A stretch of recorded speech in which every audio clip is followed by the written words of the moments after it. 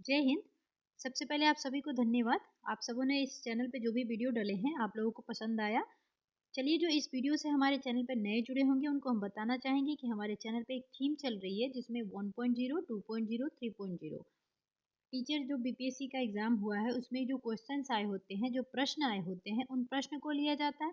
साथ में ये देखा जाता है कि ये प्रश्न जो है किस टॉपिक से आया है।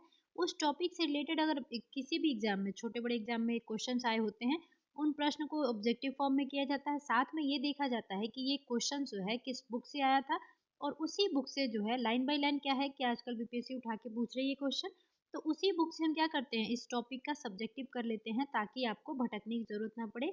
एक ही जगह आपको उस टॉपिक से रिलेटेड ऑब्जेक्टिव और सब्जेक्टिव दोनों मिल जाए, ताकि जिन्होंने नहीं पढ़ा होगा उनके लिए थोड़ी सी बेनिफिट हो जाए। ठीक है, तो चलिए, और एक बात और कहना चाहूंगी कि आप लोगों को अगर वीडियो पसंद आता है तो लाइक करें, और चैनल वीडियो जो है ना, आप चैनल को, इस वीडियो को थोड़ा सा आप लोग शेयर करें, ताकि इससे क्या होगा, जो चीज़ें आप तक पहुंच रही है वो लोगों तक भी पहुंचेगी, और उसका बेनिफिट जो है आपके साथ साथ औरों को भी होगा।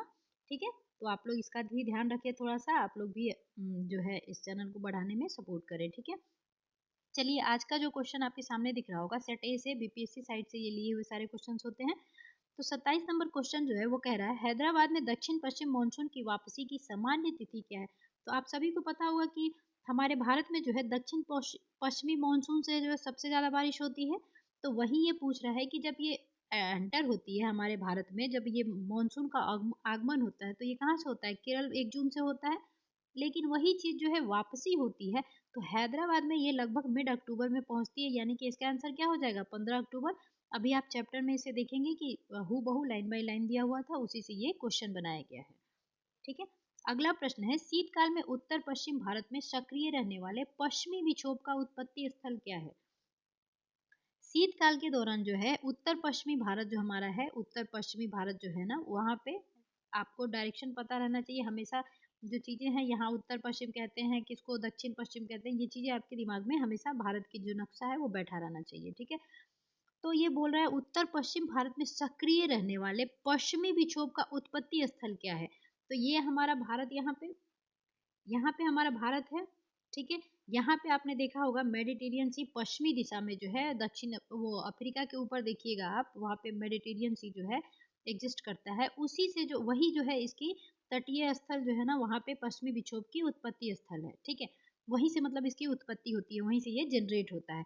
उसके बाद क्या होता है कि ये हमारे भारत में उत्तर पश्चिम वाले भाग में क्या करता है, शीतकाल के दौरान बारिश करवाता है, जिससे रबी की फसल जो होती है उसको फायदा भी पहुंचता है हमारे भारत में। यानी कि गेहूं जैसे हो गया, सरसों हो गया, इन सब फसलों को क्या होता है, इससे पश्चिमी विक्षोभ की जो बारिश होती है हमारे शीतकाल के दौरान, मानसून का जो आगमन होता है, तो वो क्या होता है, इससे हमारे गेहूं के यानी रबी के फसल को जो है फायदा होता है। आपने देखा ही होगा उत्तर प्रदेश, पंजाब, हरियाणा, ये सब में क्या है, गेहूं की जो है उत्पत्ति ज्यादा होती है। ठीक है, तो इसका आंसर क्या हो जाएगा, इसका आंसर हो जाएगा सी, पश्चिमी एशिया का भूमध्य सागरीय तटीय क्षेत्र जो है उसकी पश्चिमी विक्षोभ का जो है उत्पत्ति स्थल है। अभी हम चैप्टर में देखेंगे। अगला प्रश्न है, चिली और पेरू के तट पर बहने वाली ठंडी जलधारा को क्या कहते हैं। ध्यान रखिएगा, पेरू के तट पे तो देखना ही है, चिली और पेरू के तट पे, साथ में ये भी देखना है कि ठंडी जलधारा है वो उसको क्या कहते हैं। तो उसको देखिए हमबोल्ट के नाम से भी जाना जाता है। ठीक है, ये दक्षिणी अमेरिका कुछ ऐसा है। ये वाला जो पार्ट है, ये वाला पार्ट, ये क्या है, चिली है, ये अर्जेंटीना है।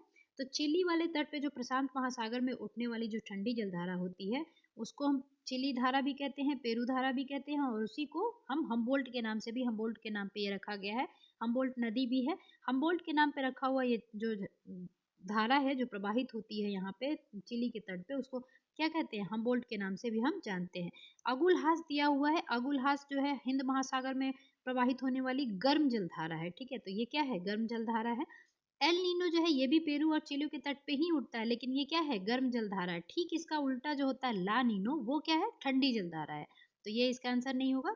ठीक है, सी जो है इसका आंसर हो जाएगा। अभी हम जो चैप्टर है पढ़ेंगे तो इसमें आपको समझ में भी आ जाएगा, और इसका आंसर भी आप खुद भी लगाने में सक्षम रहोगे। ठीक है, 96 नंबर कह रहा है, पर्वतीय वर्षा का कारण क्या है। तो देखिए, ये वाला जो क्वेश्चन है ना, ये वाला प्रश्न जो है इसके लिए एक चैप्टर ही है। ठीक है, तो वो चैप्टर भी होगा तो मैं ले आऊंगी। उसके बाद आप इसमें जैसे अभी आप क्वेश्चन आ गया तो इसका आंसर देख लेते हैं जी। देखिए वायु वताग्र क्या होता है, जब गर्म जलवायु और ठंड जलवायु जो है ना, गर्म वायु और ठंडी वायु जो दोनों है ना एक दूसरे से मिलती हैं जहाँ पे, तो उनके मध्य का जो क्षेत्र होता है ना उसको वायु वताग्र कहते हैं।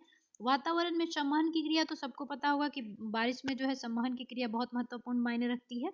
उसके बाद पर्वतों या पहाड़ियों द्वारा वायु का ऊपर उठना, तो देखिए क्या होता है, जो पहाड़ियाँ होती हैं वो भी बारिश में कहीं न कहीं बहुत ज़्यादा फैक्टर करती हैं, क्योंकि जैसे पवनें आती हैं तो वो क्या होती है, अगर बहुत ऊँची-ऊँची पर्वतें होती हैं तो पवनें जो है अपनी सागर से जो है आर्द्रता लेके आती हैं, तो क्या होता है, वो पवनें यहाँ पे पर्वतों से क्या होती है टकरा जाती हैं और यहीं पे संवहन की प्रक्रिया करके यहीं पे इधर ही साइड में जो है ना बारिश करवा देती हैं।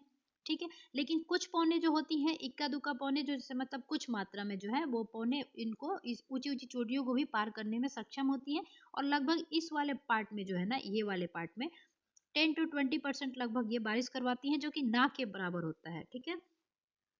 तो ये वाला पार्ट क्या कहलाएगा? वृष्टि छाया प्रदेश, यानी कि बारिश नहीं होती है तो ये वृष्टि छाया प्रदेश हो जाएगा। जैसे तमिलनाडु आप देखिएगा कि वो वृष्टि छाया प्रदेश में कैसे आता है। तो पर्वतों का क्या होता है, पर्वतों के सहारे और पहाड़ियों के सहारे वायु जो है ऊपर उठती है और फिर संघनन की प्रक्रिया करती हैं और यहाँ पे बारिश करवा देती हैं। ठीक है? तो इधर वाले पार्ट को क्या कहते हैं, पवन विमुखी ढाल, और ये वाला पार्ट होता है भीमुखी ढाल हो जाता है, पवन भीमुखी ढाल। तो ठीक है, क्योंकि यहाँ पे क्या होती है, टकरा टकरा के बारिशें करवाती हैं जो पौने होती हैं। तो इस क्वेश्चन का जो है आंसर हो जाएगा उपयुक्त में से एक से अधिक। साथ में इस चैप्टर ये पर्वतीय वर्षा का जो है डिटेल में जो है एक चैप्टर है, वो भी चैप्टर होगा तो मैं ले आऊंगी। देखिए आप लोग चैप्टर वाइज जो है ना कम से कम इसका ऑब्जेक्टिव जो भी टॉपिक्स क्वेश्चंस आए हुए हैं उनका चैप्टर और जो ऑब्जेक्टिव है किसी भी एग्जाम में पूछे गए हैं वो जरूर कीजिए। और हम वही थीम चला रहे हैं कि जो चैप्टर है वो लाइन बाय लाइन आपके आंखों से एक बार गो थ्रू हो ले, मतलब क्वेश्चन जो है या टॉपिक जो है या फैक्ट जो है वो आपके आंखों से एक बार गुजर जाए, ताकि क्वेश्चन आए तो कहीं न कहीं आप बनाने में उसे सक्षम हो। और ऑब्जेक्टिव ये इसलिए करवा दिया जाता है कि किसी भी एग्जाम में अगर पूछा गया क्वेश्चन है तो प्रीवियस ईयर का क्वेश्चन हुआ तो वो क्या होता है आपके क्वेश्चन में हूबहू भी उठा के पूछ दिए जाते हैं। इसलिए हम क्या करते हैं, आपका ऑब्जेक्टिव भी जो है किसी भी एग्जाम में पूछे गए हैं इस टॉपिक से रिलेटेड तो वो ऑब्जेक्टिव भी करवा देते हैं। तो आप लोग अगर चैनल पे नए आते हैं तो जुड़िए इस चैनल से, आप लोगों को फायदा जरूर होगा। तो चलिए आज स्टार्ट करते हैं। आज का चैप्टर क्या है अपना, जलवायु। ऊपर में जो ये दिया है ये कुछ नहीं है, यही बताया है कि पिछले अध्याय में हमने क्या पढ़ा था, तो हमने वो बातें नहीं है। यहाँ से स्टार्ट होता है मेन चैप्टर। एक विशाल क्षेत्र में लंबे समय अवधि यानी कि समय की जो अवधि है 30 वर्ष से अधिक मिनिमम यानी 30 वर्ष लिया जाता है। जैसे अपन कहते हैं ना कि 50 वर्ष से अधिक अगर कोई भी जीव जंतु जो है प्राकृतिक आवास में नहीं दिखता तो हम उसको क्या करते हैं, विलुप्त घोषित कर देते हैं, यानी ऑब्जर्वेशन करते हैं कब तक, 50 वर्ष तक। वैसे ही इसमें है 30 वर्ष तक जो है मौसम की अवस्थाओं तथा उसकी विभिन्नताओं का जो है आप ऑब्जर्वेशन करते हैं और फिर एक रिजल्ट देते हैं, तो उसी के कुल योग को क्या कहते हैं, जलवायु कहते हैं। यानी कि बड़ा सा क्षेत्र में यानी विशाल क्षेत्र में आप जलवायु हो गया, और ये किस पे, जलवायु किस बेसिस पे होता है, यानी कि मौसम के बेसिस पे होता है। तो मौसम क्या हो गई, छोटी चीज हो गई, यानी कि मौसम की जो अवस्था है और विभिन्नताएं हैं कि मौसम कैसे बदल रही है, क्या हो रही है, तो एक लंबे समय तक ऑब्जर्व किया जाता है, यानी कि 30 वर्ष से अधिक मिनिमम 30 वर्ष, तो उसको क्या कहेंगे, जलवायु कहेंगे। तो जलवायु की डेफिनेशन आपको समझ में आ गई कि मौसम की अवस्थाओं तथा उसकी विभिन्नताओं यानी कि भिन्नताओं को देखते हुए जो रिजल्ट निकाला जाता है लगभग 30 वर्ष तक ऑब्जर्वेशन जो किया जाता है उसको हम क्या कहते हैं, जलवायु, यानी कि लंबे समय वाली क्या हो गई, जलवायु हो गई। अब मौसम का डेफिनेशन देख लेते हैं, क्योंकि मौसम के ही ऑब्जर्वेशन से हम जलवायु का डेफिनेशन निकाल रहे हैं। तो मौसम एक विशेष समय एक क्षेत्र के वायुमंडल की अवस्था को बताता है। वायुमंडल जो हमारा वायुमंडल है वो कहाँ तक फैला हुआ है, वो है 1600 किलोमीटर तक जो है फैला हुआ है, ये भी याद रखिएगा। ठीक है, उसके बाद देखिए मौसम जो है एक विशेष समय एक क्षेत्र के वायुमंडल की अवस्था को बताता है। मौसम तथा जलवायु के तत्व क्या हो जाएंगे, तापमान, वायुमंडलीय दाब, पवन, आर्द्रता तथा वर्षण एक ही होते हैं। ये जब आप किसी भी मौसम को किसी बताते हैं कि आज का मौसम जो है ठंडा है, गर्म है, आज का मौसम जो तूफानी है, तो वो देखते हैं ना कि पवन तेज आ रही है तो आप कहते हैं तूफानी मौसम है आज का। और मौसम कभी भी कहते हैं तो आज का मौसम खराब है, ठीक है, ऐसे बोलते हैं ना, तो ये क्या है, दैनिक की स्थिति हो गई आपकी। तो इसीलिए क्या कहेंगे इसके, और इसके तत्व जो आप समझ जाएंगे ये दैनिक हमारे जीवन में क्या है, आती रहती है। ठीक है, तो ये हो गया। आपने अवश्य ध्यान दिया होगा कि मौसम की अवस्था प्रायः एक दिन में कई बार बदलती है, यानी कि मौसम कभी ठंडा भी होता है, कभी दिन में बारिश भी हो जाती है, कभी नहीं भी होता है, कभी गर्मी दिन में हो रही है, शाम में क्या हो जाता है, ठंडी मौसम हो जाती है। तो ये क्या है, आपको ध्यान रखना है कि मौसम की अवस्थाएं जो है दिन में एक ही दिन में कई बार भी बदल जाती हैं। तो ये अपने आम जीवन में जो घटता है वही चीज बता रहा है।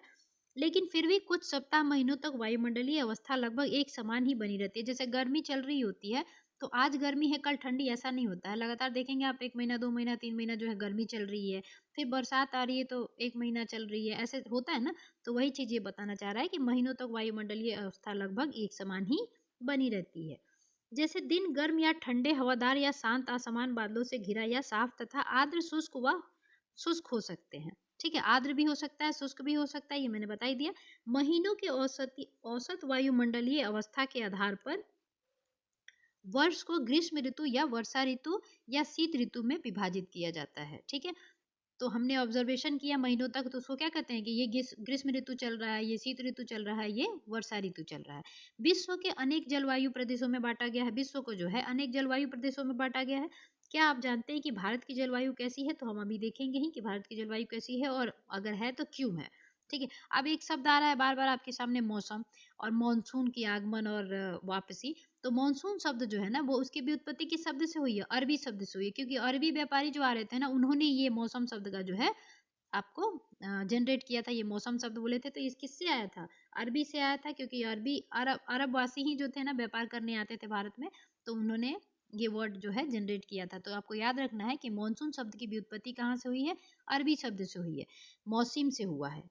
ठीक है, जिसका शाब्दिक अर्थ होता है मौसम। ठीक है, मॉनसून का अर्थ क्या होता है? एक वर्ष के दौरान वायु की दिशा में ऋतु के अनुसार परिवर्तन करना। आपने देखा ही होगा दक्षिण पश्चिम मॉनसून से होता है तो पहले ये एंटर करता है किधर से? दक्षिण की तरफ से हमारे भारत में प्रवेश करता है, उत्तर की तरफ बढ़ता जाता है। फिर जब वापसी होती है तो उत्तर से आता है वापसी के समय और दक्षिण छोर तक पहुंच जाता है, तो ये वापसी हो जाती है मौसम की, मॉनसून की। तो वही चीज ये बताना चाहा है कि एक वर्ष के दौरान वायु की दिशा में ऋतु के अनुसार परिवर्तन को क्या कहते हैं? मॉनसून का जो है अर्थ होता है। ठीक है, तो इसमें मेन याद रखना है आपको कि मॉनसून शब्द की व्युत्पत्ति कहाँ से हुई है? अरबी शब्द से हुई है। अब देखेंगे भारत की जलवायु। भारत की जलवायु को मानसूनी जलवायु कहा जाता है। एशिया में इस प्रकार की जलवायु मुख्यतः दक्षिण तथा दक्षिण पूर्व में पाई जाती है। ठीक है, तो हमारा भारत कहाँ एग्जिस्ट करता है? एशिया ही कहते हैं ना, दक्षिण एशिया में एग्जिस्ट करता है। तो वही बताना चाह रहा है कि जलवायु मानसूनी जलवायु कहा जाता है। एशिया में इस प्रकार की जलवायु मुख्यतः दक्षिण तथा दक्षिण पूर्व में पाई जाती है। सामान्य प्रतिरूप में लगभग एक रूपता होते हुए भी देश की जलवायु अवस्था में स्पष्ट प्रादेशिक भिन्नताएं देखी जाती है। अब हम जम्मू कश्मीर में ही देखते हैं ठंडी रहती है, लेकिन वही बिहार में देखेंगे आप गर्मी रहती है। तो वही कह रहा है प्रादेशिक भिन्नताएं भी होती हैं।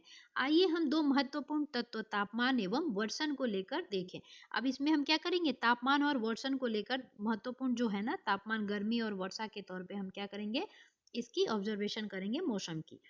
एक स्थान से दूसरे स्थान पर तथा एक मौसम से दूसरे मौसम में इसमें किस प्रकार की भिन्नता है ये देखेंगे।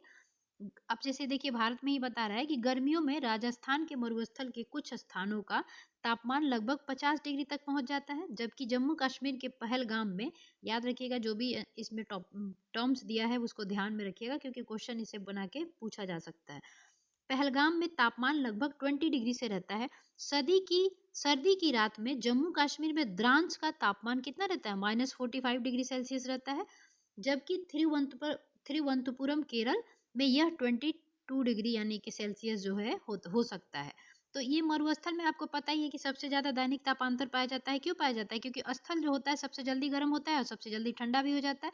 तो दिन में जो इसकी तापमान है लगभग 50 डिग्री तक पहुंच जाती है और वही रात में देखेंगे आप क्या 15 डिग्री सेल्सियस तक भी ये पहुंच जाती है। तो दैनिक तापांतर अगर आपसे पूछा जाए कि सबसे ज्यादा दैनिक तापांतर कहाँ पाया जाता है तो मरुस्थल में पाया जाता है। ठीक है, उसके बाद हिमपात जो होता है सबसे ज्यादा सूर्य ताप को जो है आपको रिटर्न करता है, मतलब लौटा परिवर्तित करता है, ये भी याद रखिएगा। कभी कभी क्वेश्चन ये भी कहीं मिला बना हुआ है। कुछ क्षेत्रों में रात एवं दिन के तापमान में बहुत अधिक अंतर होता है। तापमान में अंतर को मतलब क्या कहेंगे? तापीय अंतर कहेंगे। वही चीज आपको बताना चाह रहा है कि कहाँ पे होता है। कुछ क्षेत्रों में जैसे देखेंगे आप थार का मरुस्थल जो है दिन में तापमान उसकी क्या हो जाती है? 50 डिग्री सेल्सियस हो सकती है, जबकि उसी जगह उसी थार मरुस्थल में रात में जो है तापमान गिरकर कितनी चली जाती है? 15 डिग्री सेल्सियस तक जो है पहुंच जाती है। दूसरी ओर केरल या अंडमान निकोबार में दिन या रात का तापमान लगभग समान रहता है, क्योंकि ये तटीय क्षेत्र होते हैं। तो तटीय क्षेत्र में क्या होती है, जल होती है। तो जल जो होता है वो जल्दी गर्म नहीं होता, और गर्म होता है तो जल्दी ठंडा नहीं होता। तो इसलिए उनका जो तापमान होता है उसमें ज्यादा अंतर नहीं पाया जाता है। तापमान के अंतर को यहाँ पे ऑब्जर्व किया जाता है। ठीक है, ये भी ध्यान रखिएगा। आगे दिया है, अब वर्षण की ओर ध्यान दें। वर्षण एक रूप तथा प्रकार में ही नहीं बल्कि इसकी मात्रा एवं ऋतु के अनुसार वितरण में भी भिन्नता होती है। वर्षा आपने देखा ही होगा, जरूरी नहीं है कि बिहार में वर्षा हो रहा है तो असम में भी वर्षा हो रही हो। तो ऐसी ही चीजें हैं, असम में वर्षा होती रहती है, बिहार में गर्मी पड़ रही होती है। तो वही चीज कहना चाह रहा है कि वर्षण में के वितरण में भी देखेंगे आप भिन्नता पाई जाती है। हिमालय में वर्षण अधिकतर किस रूप में होता है, हिम के रूप में होता है। ठीक है, हिमालय में वर्षण अधिकतर हिम के रूप में होता है। देखिए, मैं एक लाइन दो दो बार इसलिए पढ़ के दे देती हूँ ताकि आप इस चीज को जो है एक बार दिमाग में बिठा लें, क्योंकि क्वेश्चन जो है ना इससे सब्जेक्टिव से बहुत उठा के बन रहा है। शेष भाग में यह वर्षा के रूप में होता है। वार्षिक वर्षण में भिन्नता मेघालय में क्या है, 400 सेंटीमीटर से लेकर लद्दाख एवं पश्चिमी राजस्थान में यह 10 सेंटीमीटर से भी कम होता है। तो भारत में सबसे ज्यादा बारिश कहाँ होती है, या विश्व में भी सबसे ज्यादा, मासिन राम जो मेघालय में खासी पहाड़ी में स्थित है श्रेणी में, तो वो मेघालय के ही अंदर आता है मासिन राम। तो मेघालय में आप देखेंगे भारत में सबसे ज्यादा बारिश होती है। वही साथ में आप देखेंगे लेह लद्दाख, जो लद्दाख का लेह जो है, वहां पे सबसे भारत में कम वर्षा होती है। सबसे सूखी शुष्क जगह जो है सूखी कहाँ पाई जाती है, लेह में पाई जाती है। तो और राजस्थान में लगभग क्या होते हैं, 10 सेंटीमीटर, जबकि लेह में जो है 6 सेंटीमीटर के करीब बारिश होती है। ठीक है, देश के अधिकतर भागों में जून से सितंबर तक जो है आपकी वर्षा होती है। तो ये याद रखना है कि अपने भारत देश में जो है सबसे अधिक जो वर्षा का टाइम है वो कौन सा है, जून से सितंबर। ठीक है, लेकिन कुछ क्षेत्रों में जैसे तमिलनाडु के तट पर अधिकतर वर्षा अक्टूबर एवं नवंबर में होती है। तो अब जो तमिलनाडु है ना वो वृष्टि छाया प्रदेश में पाया जाता है, इसलिए लौटती हुई मानसून से जो है उसमें अक्टूबर एवं नवंबर में जो है बारिश होती है। ठीक है, आगे है, सामान्य रूप से तटीय क्षेत्रों के तापमान में अंतर कम होता है। देश के आंतरिक भागों में मौसम या ऋतुनिष्ठ अंतर अधिक होता है। उत्तर मैदान में वर्षा की मात्रा सामान्यतः पूर्व से पश्चिम की ओर घटती जाती है। जब उत्तर मैदान देखेंगे ना आप, उत्तर मैदान जो भारत का है, वहां पे क्या होता है कि जब आप पूर्व से पश्चिम की ओर आएंगे तो क्या होगा, तापमान घटते जाएगा। अब अगर आपको ये चीज याद नहीं रहती है तो आप एक चीज ध्यान रखिएगा, थार कहाँ है, थार जो है पश्चिमी पार्ट में है। वैसे भी किसी भी कॉन्टिनेंट में ज्यादातर आप देखिएगा तो कहाँ जो है आपके रेगिस्तान एग्जिस्ट करते हैं, वो पश्चिमी भाग में ही एग्जिस्ट करते हैं। क्योंकि पूर्व से जो आर्द्रता लेके जो हवाएं आती है ना समुद्रों से, वो जाते जाते क्या होता है, अपनी आर्द्रता खो देती हैं और वो ड्राई हो जाती हैं। तो इसीलिए क्या होता है, पश्चिमी भाग में जो है आपको ज्यादातर मरुस्थल देखने को मिलते हैं। तो उससे याद रखिएगा कि अपने भारत देश में जो उत्तरी मैदान का क्षेत्र है उसमें वर्षा का जो मात्रा है पूर्व से पश्चिम की ओर जाते समय क्या होता है, घटता जाता है। ठीक है, वैसे थार का याद रहेगा आपको, पश्चिम भाग में है, तो ये वाला टर्म जो है आपको रटना नहीं पड़ेगा। ठीक है, उसके बाद भिन्नताएं लोगों के जीवन में, अब जहाँ बारिश होगी वहां पे लोग छतरी लेके चलेंगे, जहाँ ठंडी होगी वहां कपड़े मोटे पहनेंगे, जहाँ गर्मी होगी कम पड़ेंगे। तो ये क्या होगा, उनके भोजन, अब जैसे ठंडी में लोग चाय पीना बहुत बहुत पसंद करते हैं, तो गर्मी में नहीं पीते, तो वैसे ही भोजन वगैरह सब में जो है आपकी क्या होगी, विभिन्नता देखने को मिलेगी। यही चीज बताना चाहा है वो। अब एक चीज और देखिए, यहाँ पे ये नोट में डाला है, राजस्थान में घरों की दीवारें मोटी तथा छत चपटी होती है। उनकी दीवारें मोटी क्यों होती हैं, क्योंकि वहाँ शुष्क हवाएं चलती हैं, तो उनसे वो हवाओं से बचने के लिए वो क्या करते हैं, मोटी मोटी दीवारों का निर्माण करते हैं घरों में जब बनाते हैं घर को। तो उसके बाद उनकी छत जो होती है चपटी होती है, ताकि जो बारिश हो, वहां पे बारिश बहुत कम मात्रा में होती है, तो ताकि बारिश हो तो वो क्या हो, यहाँ पे जमा हो जाए। ठीक है, इसलिए उनकी जो छतें होती हैं वो चपटी होती हैं। उसके बाद तराई क्षेत्र तथा गोवा एवं मंगलोर में ढाल वाली छतें होती हैं। इनकी ये जो छतें होती हैं ऐसी जो ढाले वाली बनी रहती हैं, ताकि बारिश हो तो क्या हो, नीचे स्लाइड हो जाए, जमा नहीं हो। ठीक है, उसके बाद असम में प्रायः कुछ घर बांस के खंभों पर बने होते हैं। क्यों बने होते हैं, क्योंकि देखिए ऐसे बांस पहले नीचे बना दिए जाते हैं, उसके यहाँ पे ऊपर जो है असम में घर बनाए जाते हैं। क्यों, ताकि जो पानी है ना वो बरसे ना, तो क्या हो, बांसों के जो अगर ज्यादा स्पेस रहेगा तो पानी क्या होगी, प्रवाहित हो जाएगी, तो वो जमाव नहीं होगी। इसलिए वो लोग क्या करते हैं कि बांस पहले जो स्टिल्ट होता है वो पहले लगाते हैं, उसके बाद वो क्या करते हैं, वहां पे ऊपर में उसके घर बनाते हैं। आप नेट पे खोजिएगा, इसका इमेज दिख जाता है। अब देखेंगे जलवायु में नियंत्रण, हम देखेंगे किसी भी क्षेत्र कि जलवायु को नियंत्रित करने के लिए 6 प्रमुख कारक होते हैं। क्या-क्या होंगे? अक्षांश। अब जैसे अक्षांश है तो आपको हमेशा याद रखना है कि हम लोग जो विश्व है उसको हम लोग क्या कहते हैं कि ये विषुवतीय रेखा है, यहाँ पे डोलड्रम पाए जाते हैं 5 डिग्री तक। तो ये किस पे हम ऑब्जर्व कर रहे हैं? जब सूर्य है, गर्मी के दिनों में उत्तरायण हो जा रहा है तो उसकी प्रकाश जो है लंबवत पड़ रही है। तो किस पे पड़ती है? अक्षांशों पे पड़ती है। तो इसलिए याद रखना है कि मौसम का जब भी जलवायु का आप जब देखोगे ना, ऑब्जर्वेशन करोगे, तो किस पे बात कर रहे होगे आप? आप बात कर रहे होगे अक्षांश पे। ठीक है। अब अक्षांश और देशांतर किसे कहते हैं? जैसे देखिए, देशांतर जो है ये वाला जो होता है ना, इसको देशांतर कहते हैं। तो ये दैनिक जो दिन और रात होता है ना, उस इस जब ऑब्जर्वेशन करते हैं तो हम देशांतर को देखते हैं, और जब हम मौसम और जलवायु वगैरह की देखते हैं तो किसको देखते हैं? अक्षांश को देखते हैं। तो ये भी आपको याद रखना है कि जलवायु का जब भी हम ऑब्जर्वेशन करेंगे तो किस पे करेंगे? अक्षांश पे करेंगे। और अक्षांश जो होता है लैटीट्यूड यानी कि लेटा हुआ होता है, उसको अक्षांश कहते हैं। और जैसे देशांतर आप हिंदी में लिखते हैं तो देख रहे हैं देशांतर में द पे हम डंडा दे रहे हैं, लंबा सा हो रहा है, तो याद रखिएगा कि लॉन्गिट्यूड जो होता है लंबा वाला होता है, लॉन्गिट्यूड। ठीक है, तो इससे याद रखना है कि देशांतर और जो अक्षांश है वो किसे कहते हैं। ठीक है। उसके बाद तुंगता, ऊंचाई तो देखा ही आपने, अगर पर्वतें ऊंची ऊंची होती हैं तो वो बारिश को एक बहुत बड़ा फैक्टर रखती हैं कि हवाओं को रोक देती हैं। तो वो क्या, ये भी एक जो अपनी पहाड़ियां हैं वो भी एक अपने जो जलवायु है उसको नियंत्रित करने में एक मेन फैक्टर का काम करती हैं। जैसे हिमालय है वो भी देखेंगे आप, ऊंची है तो हमें बहुत सारी चीजों से नियंत्रित करती है, मध्य एशिया वाले आने वाले हवाओं से बचाती है, वो मिलेगा अभी आगे।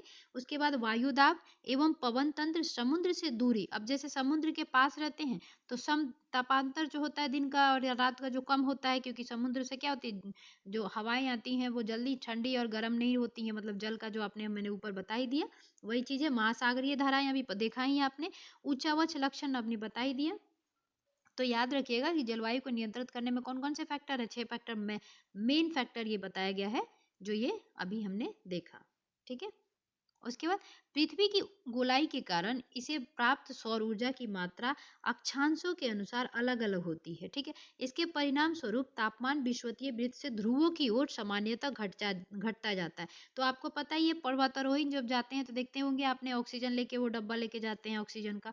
जब भी हम ऊपर की तरफ जब जितने ऊपर बढ़ते जाते हैं ना वृत्त से, हम विषुवत रेखा से जब आप ऊपर ध्रुवों की ओर बढ़ेंगे ना तो टेम्परेचर में क्या होती है? गिरावट होती है। जैसे 165 मीटर आप तय कर लेते हो तो 1 डिग्री सेल्सियस की जो है आपकी तापमान घट जाती है।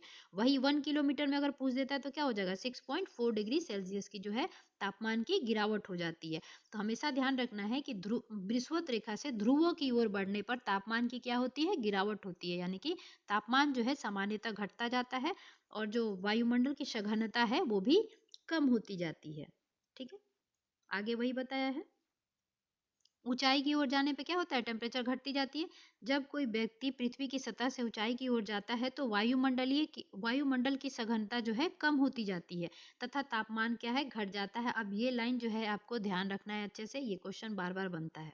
ठीक है। इसलिए पहाड़ियां गर्मी के मौसम में भी ठंडी होती हैं। किसी भी क्षेत्र का वायु दाब एवं पवन तंत्र उस स्थान के अक्षांश तथा ऊंचाई पर निर्भर करता है। तो ये हमने देख ही लिया। पहाड़ियाँ क्या होती हैं? ऊँची जो होती हैं, ऊँची-ऊँची पहाड़ियाँ होती हैं, उसमें क्या होता है? तापमान घटता जाता है, तो वो गर्मी के दिनों में भी क्या होती हैं? ठंडी होती हैं। आगे इस प्रकार यह तापमान एवं वर्षा के वितरण को भी क्या करती हैं? प्रभावित करती हैं, क्योंकि हवाओं को रोकना और बढ़ना ये सब क्या है? वर्षा कराना, संघनन, ये सब उस पे निर्भर तो करेगा ही ना। समुद्र का जलवायु पर समकारी प्रभाव पड़ता है। जैसे-जैसे समुद्र से दूरी बढ़ती जाती है, ये प्रभाव क्या होता है? कम होते जाता है।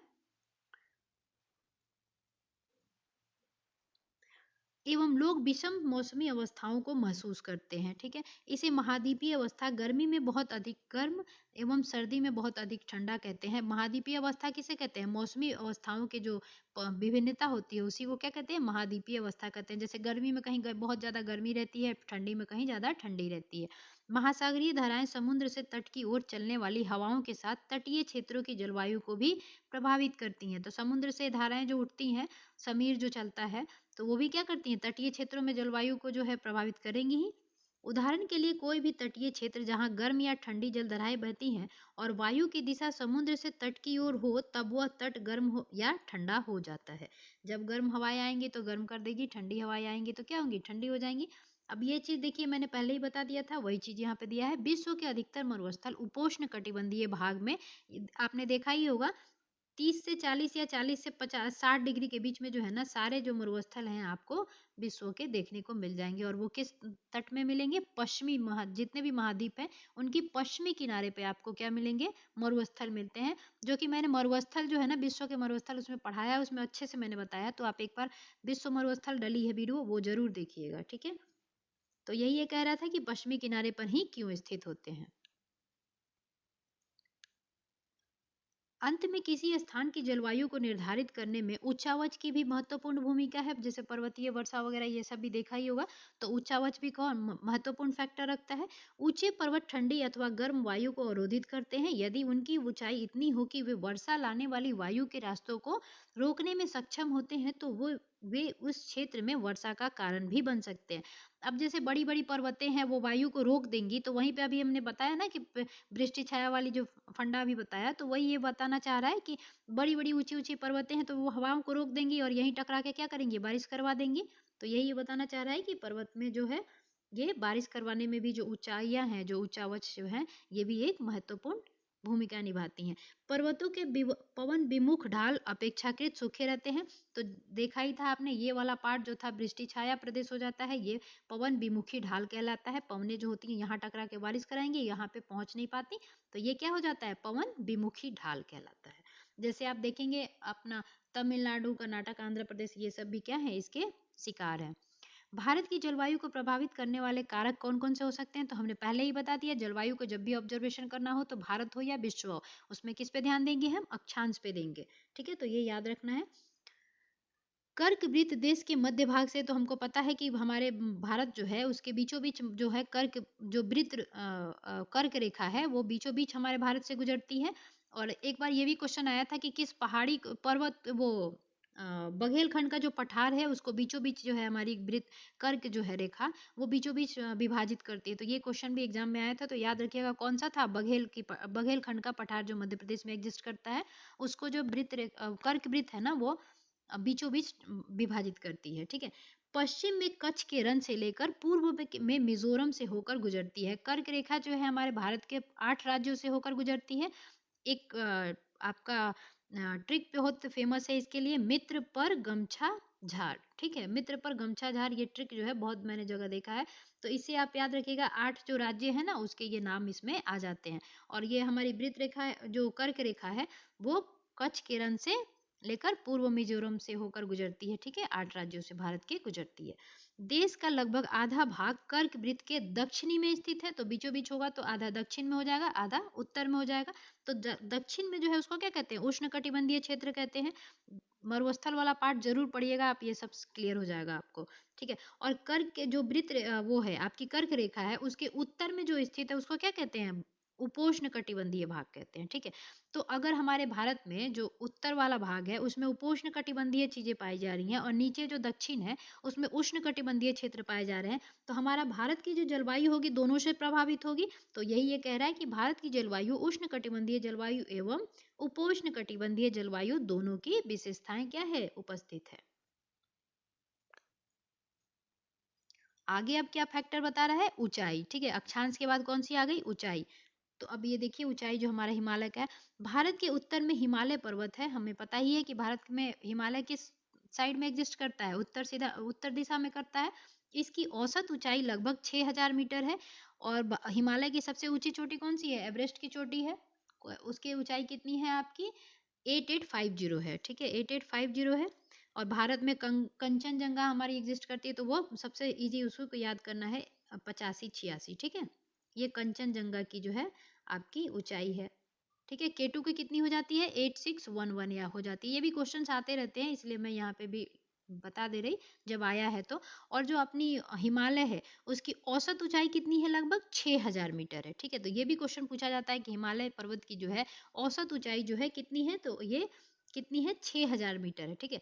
भारत का तटीय क्षेत्र भी विशाल है, तो हमें पता ही है जो ये वाला तटीय क्षेत्र है वो विशाल है ही। इधर भी तटीय क्षेत्र है, इधर भी है और इधर भी है, तभी तो हम भारत को एक पेनिसुला कहते हैं। तीनों तरफ से जो जल से घिरा होता है उसको कहते हैं ना। तो ऐसे ही भारत जो है क्या है? तीनों तरफ से क्या है? जल से घिरा हुआ है। इधर बंगाल की खाड़ी और इधर अरब के सागर और इधर हिंद महासागर दिखता है आपको नीचे। उसके बाद अब तटीय क्षेत्र जो है, जैसे प्रायद्वीपीय पठार वाला भाग जो है, उसकी अधिकतम ऊंचाई लगभग कितनी है? 30 मीटर जो है, ठीक है, 30 मीटर। तो ये भी याद रखना है आपको। भारत का तटीय क्षेत्र भी विशाल है, जहां अधिकतम ऊंचाई लगभग 30 मीटर है, यानी कि 30 मीटर है। हिमालय मध्य एशिया से आने वाली ठंडी हवाओं को भारतीय उपमहाद्वीप में प्रवेश करने से क्या करता है? रोकता है। आपने देखा होगा रशिया वाला जो क्षेत्र है वो बर्फ से ढका रहता है, लेकिन हमारा भारत वही नहीं ढका रहता है। जैसे ऊपर से जो ठंडी हवाएं होती हैं, ओयोसियो ओयोसियो जो होती है वो आती है अगर हमारे भारत में, तो क्या करती है? हमारे भारत के भी जलवायु को ठंडा करती और बर्फ से ढकने में भी मदद करती। लेकिन हमारा भारत जो है बर्फ से ढका हुआ नहीं रहता है रसिया की तरह। तो क्यों? ये हिमालय जो है ना उत्तर में स्थित है और वो उसकी ऊंचाई है, तो वो क्या करता है? रोक देता है। तो हिमालय हमारे जलवायु में एक बहुत महत्वपूर्ण फैक्टर निभाता है। ये क्या करता है? मध्य एशिया से आने वाली ठंडी हवाओं को क्या करता है? भारत में आने से, भारत उपमहाद्वीप में आने से क्या करता है? रोकता है। तो ये भी आपको याद रखना है। देखिए मैं एक एक लाइन पे जोर इसलिए दे रही हूँ क्योंकि क्वेश्चन ऐसे ही उठा के पूछे जा रहे हैं ताकि आपके दिमाग में बैठ जाए, इसलिए मैं कहना चाह रही हूँ कि जिन्होंने पढ़ रखा होगा तो वो तो स्पीड में भी एक बार चाहे तो रिवीजन कर सकते हैं। अब देखिए पर्वतों के कारण इस क्षेत्र में मध्य एशिया की तुलना में ठंड क्या होती है? कम पड़ती है। अब अगला फैक्टर है अक्षांश ऊंचाई, उसके बाद क्या है? वायु दाब एवं पवन। भारत में जलवायु तथा संबंधित मौसमी अवस्थाएं निम्नलिखित वायुमंडलीय अवस्थाओं से संचालित होती हैं। वायु दाब एवं धरातलीय पवनें, ऊपरी वायु परिसंचरण। अब वायु परिसंचरण क्या होता है? जब अपनी पवनें होती है ना एक दूसरे से टकराती है ना, तो उसी को कहते हैं वायु परिसंचरण, ठीक है। पश्चिमी चक्रवाती विक्षोभ एवं उष्ण कटिबंधीय चक्रवात। हमारे भारत में पश्चिमी चक्रवात से विक्षोभ से जो है देखा ही आपने, ऊपर सबसे पहला क्वेश्चन ही यही था, यही बता रहा है वो। भारत उत्तर पूर्वी व्यापारिक पौने वाले क्षेत्र में स्थित है, तो हमने पढ़ाया है पौने, आप जरूर पढ़िए, मरुस्थल और पौने जो हमने पढ़ा दिया है उसमें जरूर पढ़िए कि व्यापारिक पौनों की जो स्थिति है वो कहाँ है और भारत वहाँ कहाँ एग्जिस्ट करता है, ठीक है। ये पौने उत्तरी गोलार्ध के उपोष्ण कटिबंधीय उच्च दाब पेटियों से उत्पन्न होती है। ये दक्षिण की ओर बहती कोरियोलिस बल के कारण दाहिनी ओर विक्षेपित होकर विषुवतीय निम्न दाब वाले क्षेत्र की ओर बढ़ती हैं। सामान्यतः इन पौनों में नमी की मात्रा बहुत कम होती है, क्योंकि ये स्थलीय भाग पर उत्पन्न होते हैं। तो स्थलीय भाग पे होंगे तो इनमें नमी क्या होगी? आर्द्रता क्या होगी? कम होगी, क्योंकि समुद्र से आर्द्रता ये लोग लेके पौने जो चलती हैं, तो ये स्थल भाग से उत्पन्न हो रही है, तो इनमें आर्द्रता की क्या होगी? कमी होगी। इसलिए इन पर्वतों के द्वारा वर्षा कम या नहीं भी होती है। इस प्रकार भारत को शुष्क क्षेत्र होना चाहिए, लेकिन ऐसा नहीं है। आइए हम देखते हैं क्यों। अब ये कोरोलिसिस बल जो है ये क्या है? तो देखिए पृथ्वी जो है ना घूर्णन करती है, तो उसी को क्या कहते हैं? एक आभासी बल क्रिएट होता है जो कि पृथ्वी के द्वारा उत्पन्न होता है, पृथ्वी के घूर्णन से होता है, उसी को हम क्या कहते हैं? कोरिलेसिस बल कहते हैं। और ये जो दाहिनी ओर और दाहिनी और बाईं ओर जो पवनों का विक्षेपण होना होता है वो एक फेरल का नियम है। मैंने ये मरुस्थल में आपको पढ़ाया है, उसमें आप देखिएगा कि फेरल का नियम क्या होता है, बायस का नियम क्या होता है। जो फेरल का नियम है कैसे उससे पौने जो है अपने उत्तरी गोलार्ध में जो है अपनी दाहिनी ओर मुड़ जाती हैं, और अब जो दक्षिणी गोलार्ध है उसमें क्या होती है? लेफ्ट की तरफ मुड़ जाती हैं, यानी कि बाईं ओर मुड़ जाती हैं, ठीक है। तो उसके लिए एक शॉर्ट ट्रिक भी बताया था मैंने, एस को लिख लीजिएगा, इससे याद रहेगा कि उत्तरी गोलार्ध में पौने क्या होती हैं? अपने दाहिने ओर मुड़ जाती हैं। आप अपना इमेज जहाँ बैठे होंगे ऐसे एरो ले के देख लीजिएगा कि दाहिना ओर ये हो जाएगा और लेफ्ट ओर क्या हो जाएगा? ये हो जाएगा। इससे आपको याद रहेगा, ठीक है। अब चलिए उसके आगे देखते हैं। अच्छा ये कोरिलेसिस बल के बारे में आपको बता दिया है, देख लेते हैं। पृथ्वी के घूर्णन के कारण उत्पन्न आभासी बल को क्या कहते हैं? कोरिलेसिस बल कहते हैं। इस बल के कारण पौने उत्तरी गोलार्ध में दाहिनी ओर और दक्षिणी गोलार्ध में बाईं ओर विक्षेपित हो जाती है, जो बता दिया मैंने। इसे क्या कहते हैं? फेरल का नियम कहते हैं, ठीक है। तो फेरल का नियम क्या है? यानी कि दाहिनी ओर उत्तरी गोलार्ध में दाहिनी ओर विक्षेपित होना और दक्षिणी गोलार्ध में बाईं ओर विक्षेपित होना पौनों का फेरल का नियम कहलाता है, ठीक है। और कोरिलेसिस बल आपने देख ही लिया। भारत की वायु दाब एवं पवन तंत्र अद्वितीय है। शीत ऋतु में हिमालय के उत्तर में उच्च दाब होता है। अच्छा आप ये भी याद रखिएगा कि हाई प्रेशर से हमेशा जो पवनें होती हैं लो प्रेशर की तरफ जो है प्रवाहित होती हैं, हमेशा हाई प्रेशर से लो प्रेशर की तरफ प्रवाहित होंगी। यहाँ पे छोटा सा थोड़ा सा समझाना चाहूंगी कि देखिए जब भी चीजें गर्म होती हैं, जब गर्म वायु हो जाती है तो वो क्या होती है? ऊपर की तरफ उठती है, ठीक है। ये सबको पता होगा कि गर्म वायु जो है ऊपर की ओर उठती है, और यहाँ पे क्या होता है? ये वाला जो स्थान है ये खाली हो जाता है।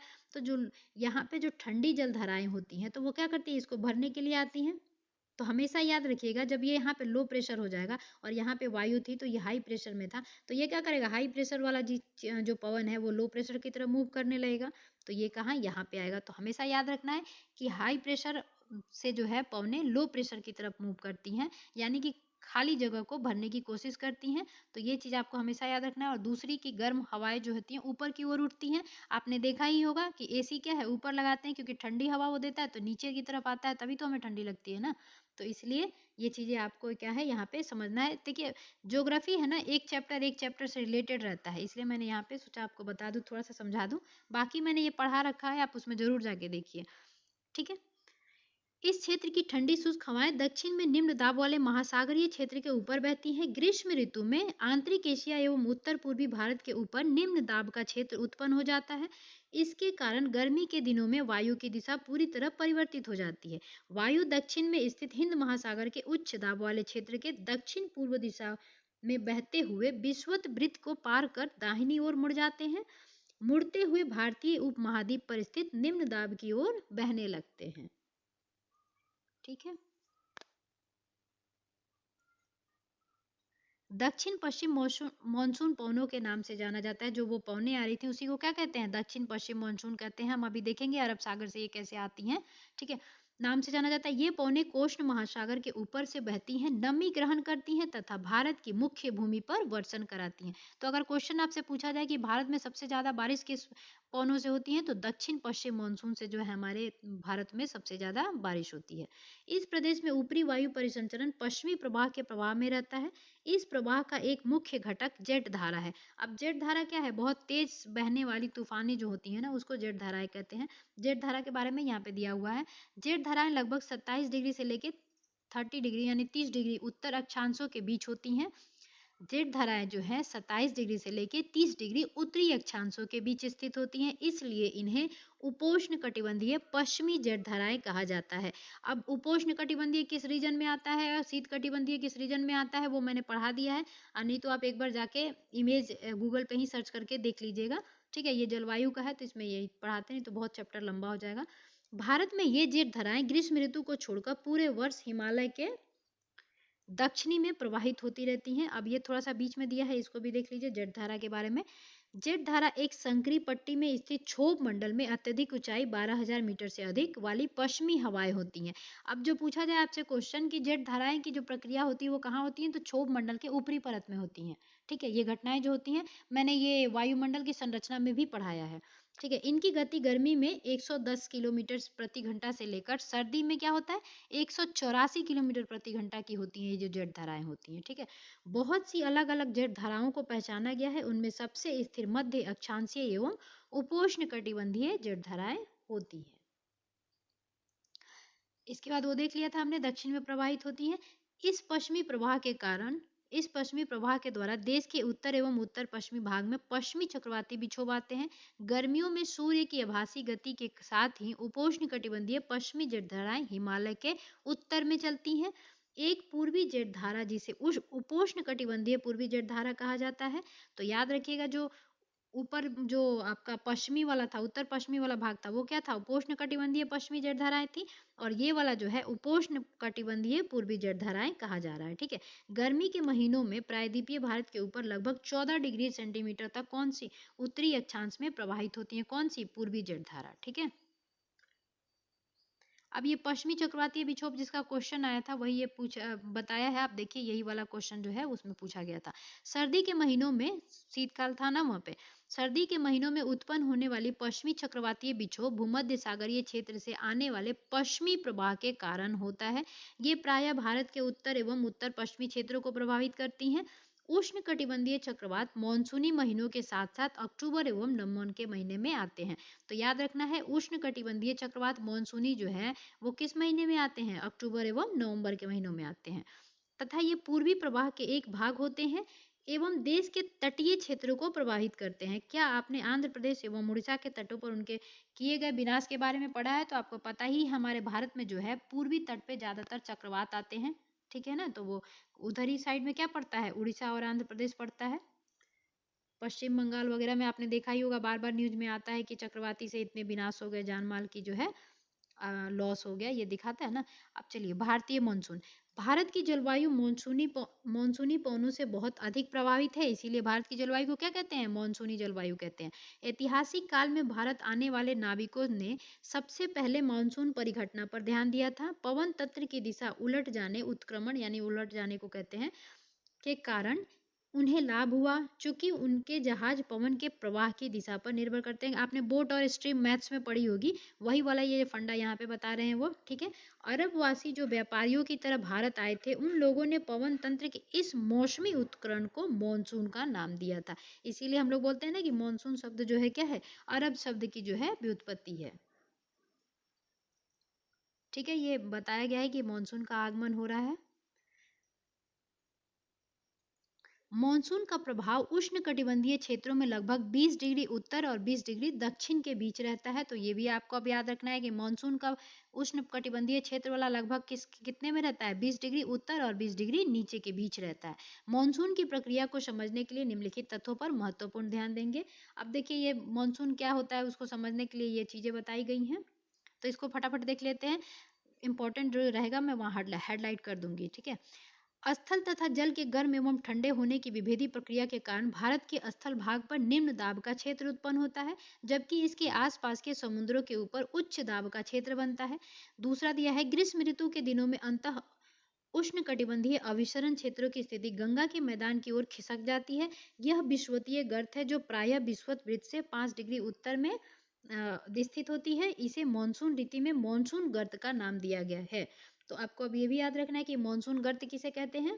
तो यही वाले पार्ट में आपको याद हो जाएगा कि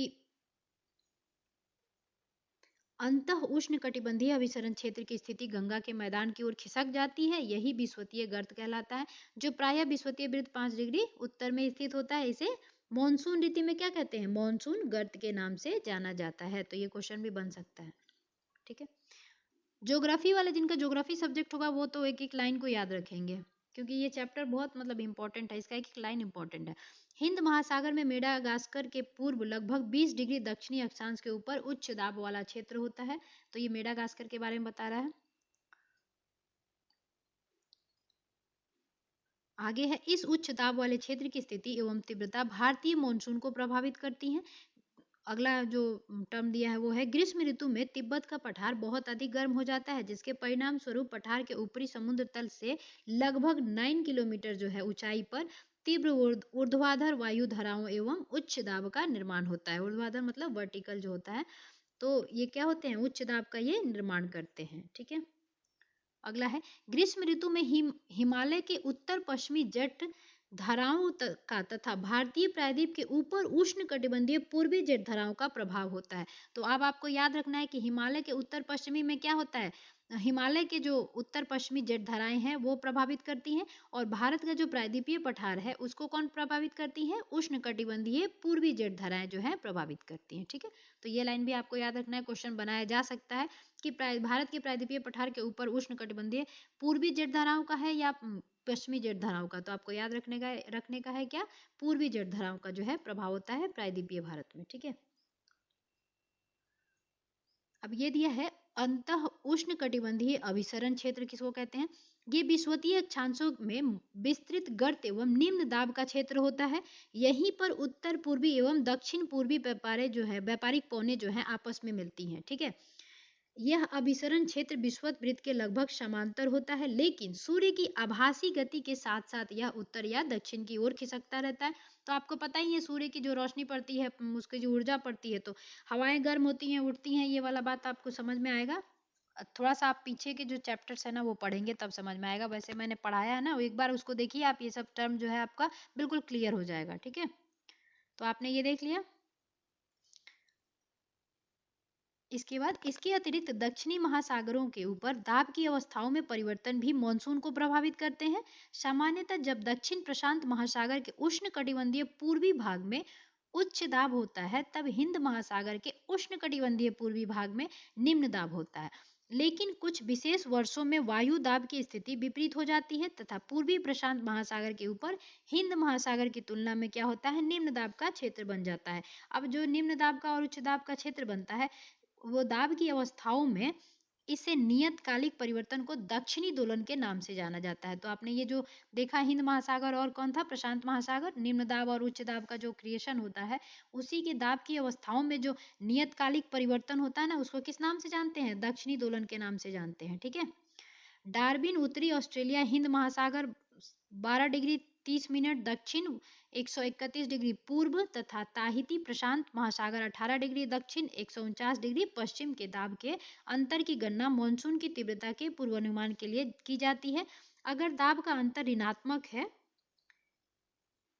अगर दाब का अंतर ऋणात्मक है तो इसका अर्थ होगा औसत से कम तथा विलंब से आने वाला मानसून।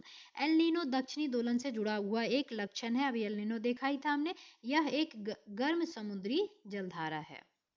एल नीनो और ला नीनो की जो प्रक्रिया है, घटना है, वो आप एक बार देख लीजिएगा जरूर।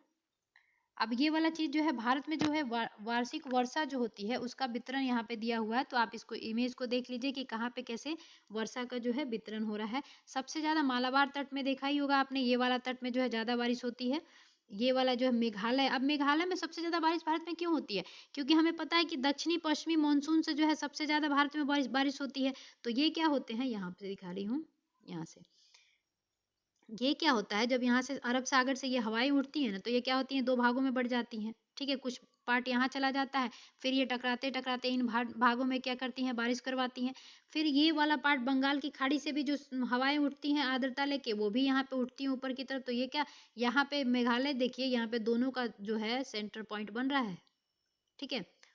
तो यहाँ पे क्या होता है, इसीलिए मेघालय में जो है भारत में सबसे ज्यादा बारिश होती है, क्योंकि अरब सागर और बंगाल की खाड़ी की शाखा के दोनों की पौनों से यहाँ पे क्या होती है, बारिश होने के लिए जिम्मेदार होती हैं, इसलिए मेघालय में सबसे ज्यादा बारिश होती है। अब आप क्या करेंगे, मौसम जो बारिश का वितरण है, एक बार इमेज को सही से देख लेंगे। वैसे मैं ये इमेज जो है ना टेलीग्राम पे डाल दूंगी, तो उसमें एक बार आप अपने से भी अच्छे से देख लीजिएगा। ठीक है। चलिए आगे देखते हैं। अब ये पेरू के बारे में दिया है। जो पेरू की ठंडी जलधारा के स्थान पर प्रत्येक, एल नीनो के बारे में बता रहा है कि पेरू की जो ठंडी जलधारा है ना, उसी के स्थान पर प्रत्येक 2 या 5 वर्ष के अंतराल में पेरू तट से होकर बहती है। एल नीनो के बारे में वो बता रहा है। ठीक है। दाब की अवस्था में परिवर्तन का संबंध एल नीनो से है, इसलिए इस परिघटना को एनसो दक्षिणी दोलन के नाम से जाना जाता है। एल नीनो से वो जो है रिलेटेड है, इसलिए क्या कहते हैं, इसको एनसो कहते हैं। तो ये भी देख लीजिएगा, इसका फुल फॉर्म क्या है, एल नीनो दक्षिणी दोलन। एल नीनो ठंडी पेरू जलधारा के स्थान पर अस्थायी तौर पर गर्म जलधारा के विकास को एल नीनो का नाम दिया गया है। एल नीनो स्पेनिश शब्द है। एल नीनो क्या है, एक स्पेनिश शब्द है जिसका अर्थ होता है बच्चा, तथा जो कि बेबी क्राइस्ट को व्यक्त करता है। अब बेबी क्राइस्ट क्यों कहते हैं, क्योंकि यह धारा क्रिसमस के समय बहना शुरू करती है। एल नीनो की उपस्थिति समुद्र की सतह के तापमान को बढ़ा देती है, लगभग 10 डिग्री टेम्परेचर जो है ना बढ़ा देती है ये तापमान में। ठीक है। तथा उस क्षेत्र के व्यापारिक पवनों को क्या करती हैं, शिथिल कर देती हैं। अब हम देखेंगे मानसून का आगमन एवं वापसी देखेंगे। व्यापारिक पवनों के विपरीत मानसून पवनें नियमित होती हैं, नहीं होती हैं, सॉरी, पवनें नियमित नहीं हैं, लेकिन ये स्पंदमान प्रकृति की होती हैं। उष्ण कटिबंधीय समुद्रों के ऊपर प्रवाह के दौरान ये विभिन्न वायुमंडलीय अवस्थाओं में प्रवाहित होती हैं। मानसून का समय जून के आरंभ से लेकर मध्य सितंबर तक 100 से 120 दिनों के बीच होता है। तो आपको अब ये चीज हमेशा याद रखना है कि मानसून का जो आगमन है वो कब से कब होता है, जून से लेके सितंबर के मध्य होता है, और ये कितने दिन लगभग हो जाते हैं, 100 से 120 दिन हो जाते हैं। ठीक है। इसके आगमन के समय सामान्य वर्षा में अचानक से वृद्धि हो जाती है तथा लगातार कई दिनों तक यह जारी रहता है। इसे मानसून प्रस्फोट यानी कि जो मौसम है, प्रस्फुट फटना कहते हैं। जब अपना जो जून में महीने में जो क्या होता है, मानसूनी जो पवनें आती हैं उनको क्या कहते हैं, मानसून प्रस्फोट कहते हैं, यानी कि शुरुआत जो होती है। ठीक है। तथा इसे मानसून पूरी बौछार से पृथक किया जा सकता है। ये शुरुआती जो बारिश करवाती है ना, तो बौछार क्या होता है, बारिश। उसके बाद सामान्यतः जून के प्रथम सप्ताह में मानसून भारतीय प्रायद्वीप के दक्षिणी छोर से प्रवेश करता है। तो आपको याद रखना है कि हमारे भारत में मानसून का प्रवेश किधर से होता है, केरल किधर है, दक्षिणी ही है ना, तो केरल में 1 जून को आरंभ करता है। तो ये क्या हो गया, भारत में प्रायद्वीपीय यानी कि प्रायद्वीपीय पठार जो है दक्षिणी पार्ट है भारत का, तो दक्षिणी छोर से क्या होता है, प्रवेश करता है, ये याद रखना है आपको। इसके बाद यह 2 भागों में बढ़ जाता है, अभी बताया मैंने कैसे 2 भाग में बढ़ जाता है, जिसकी वजह से मेघालय में जो है बारिश होती है।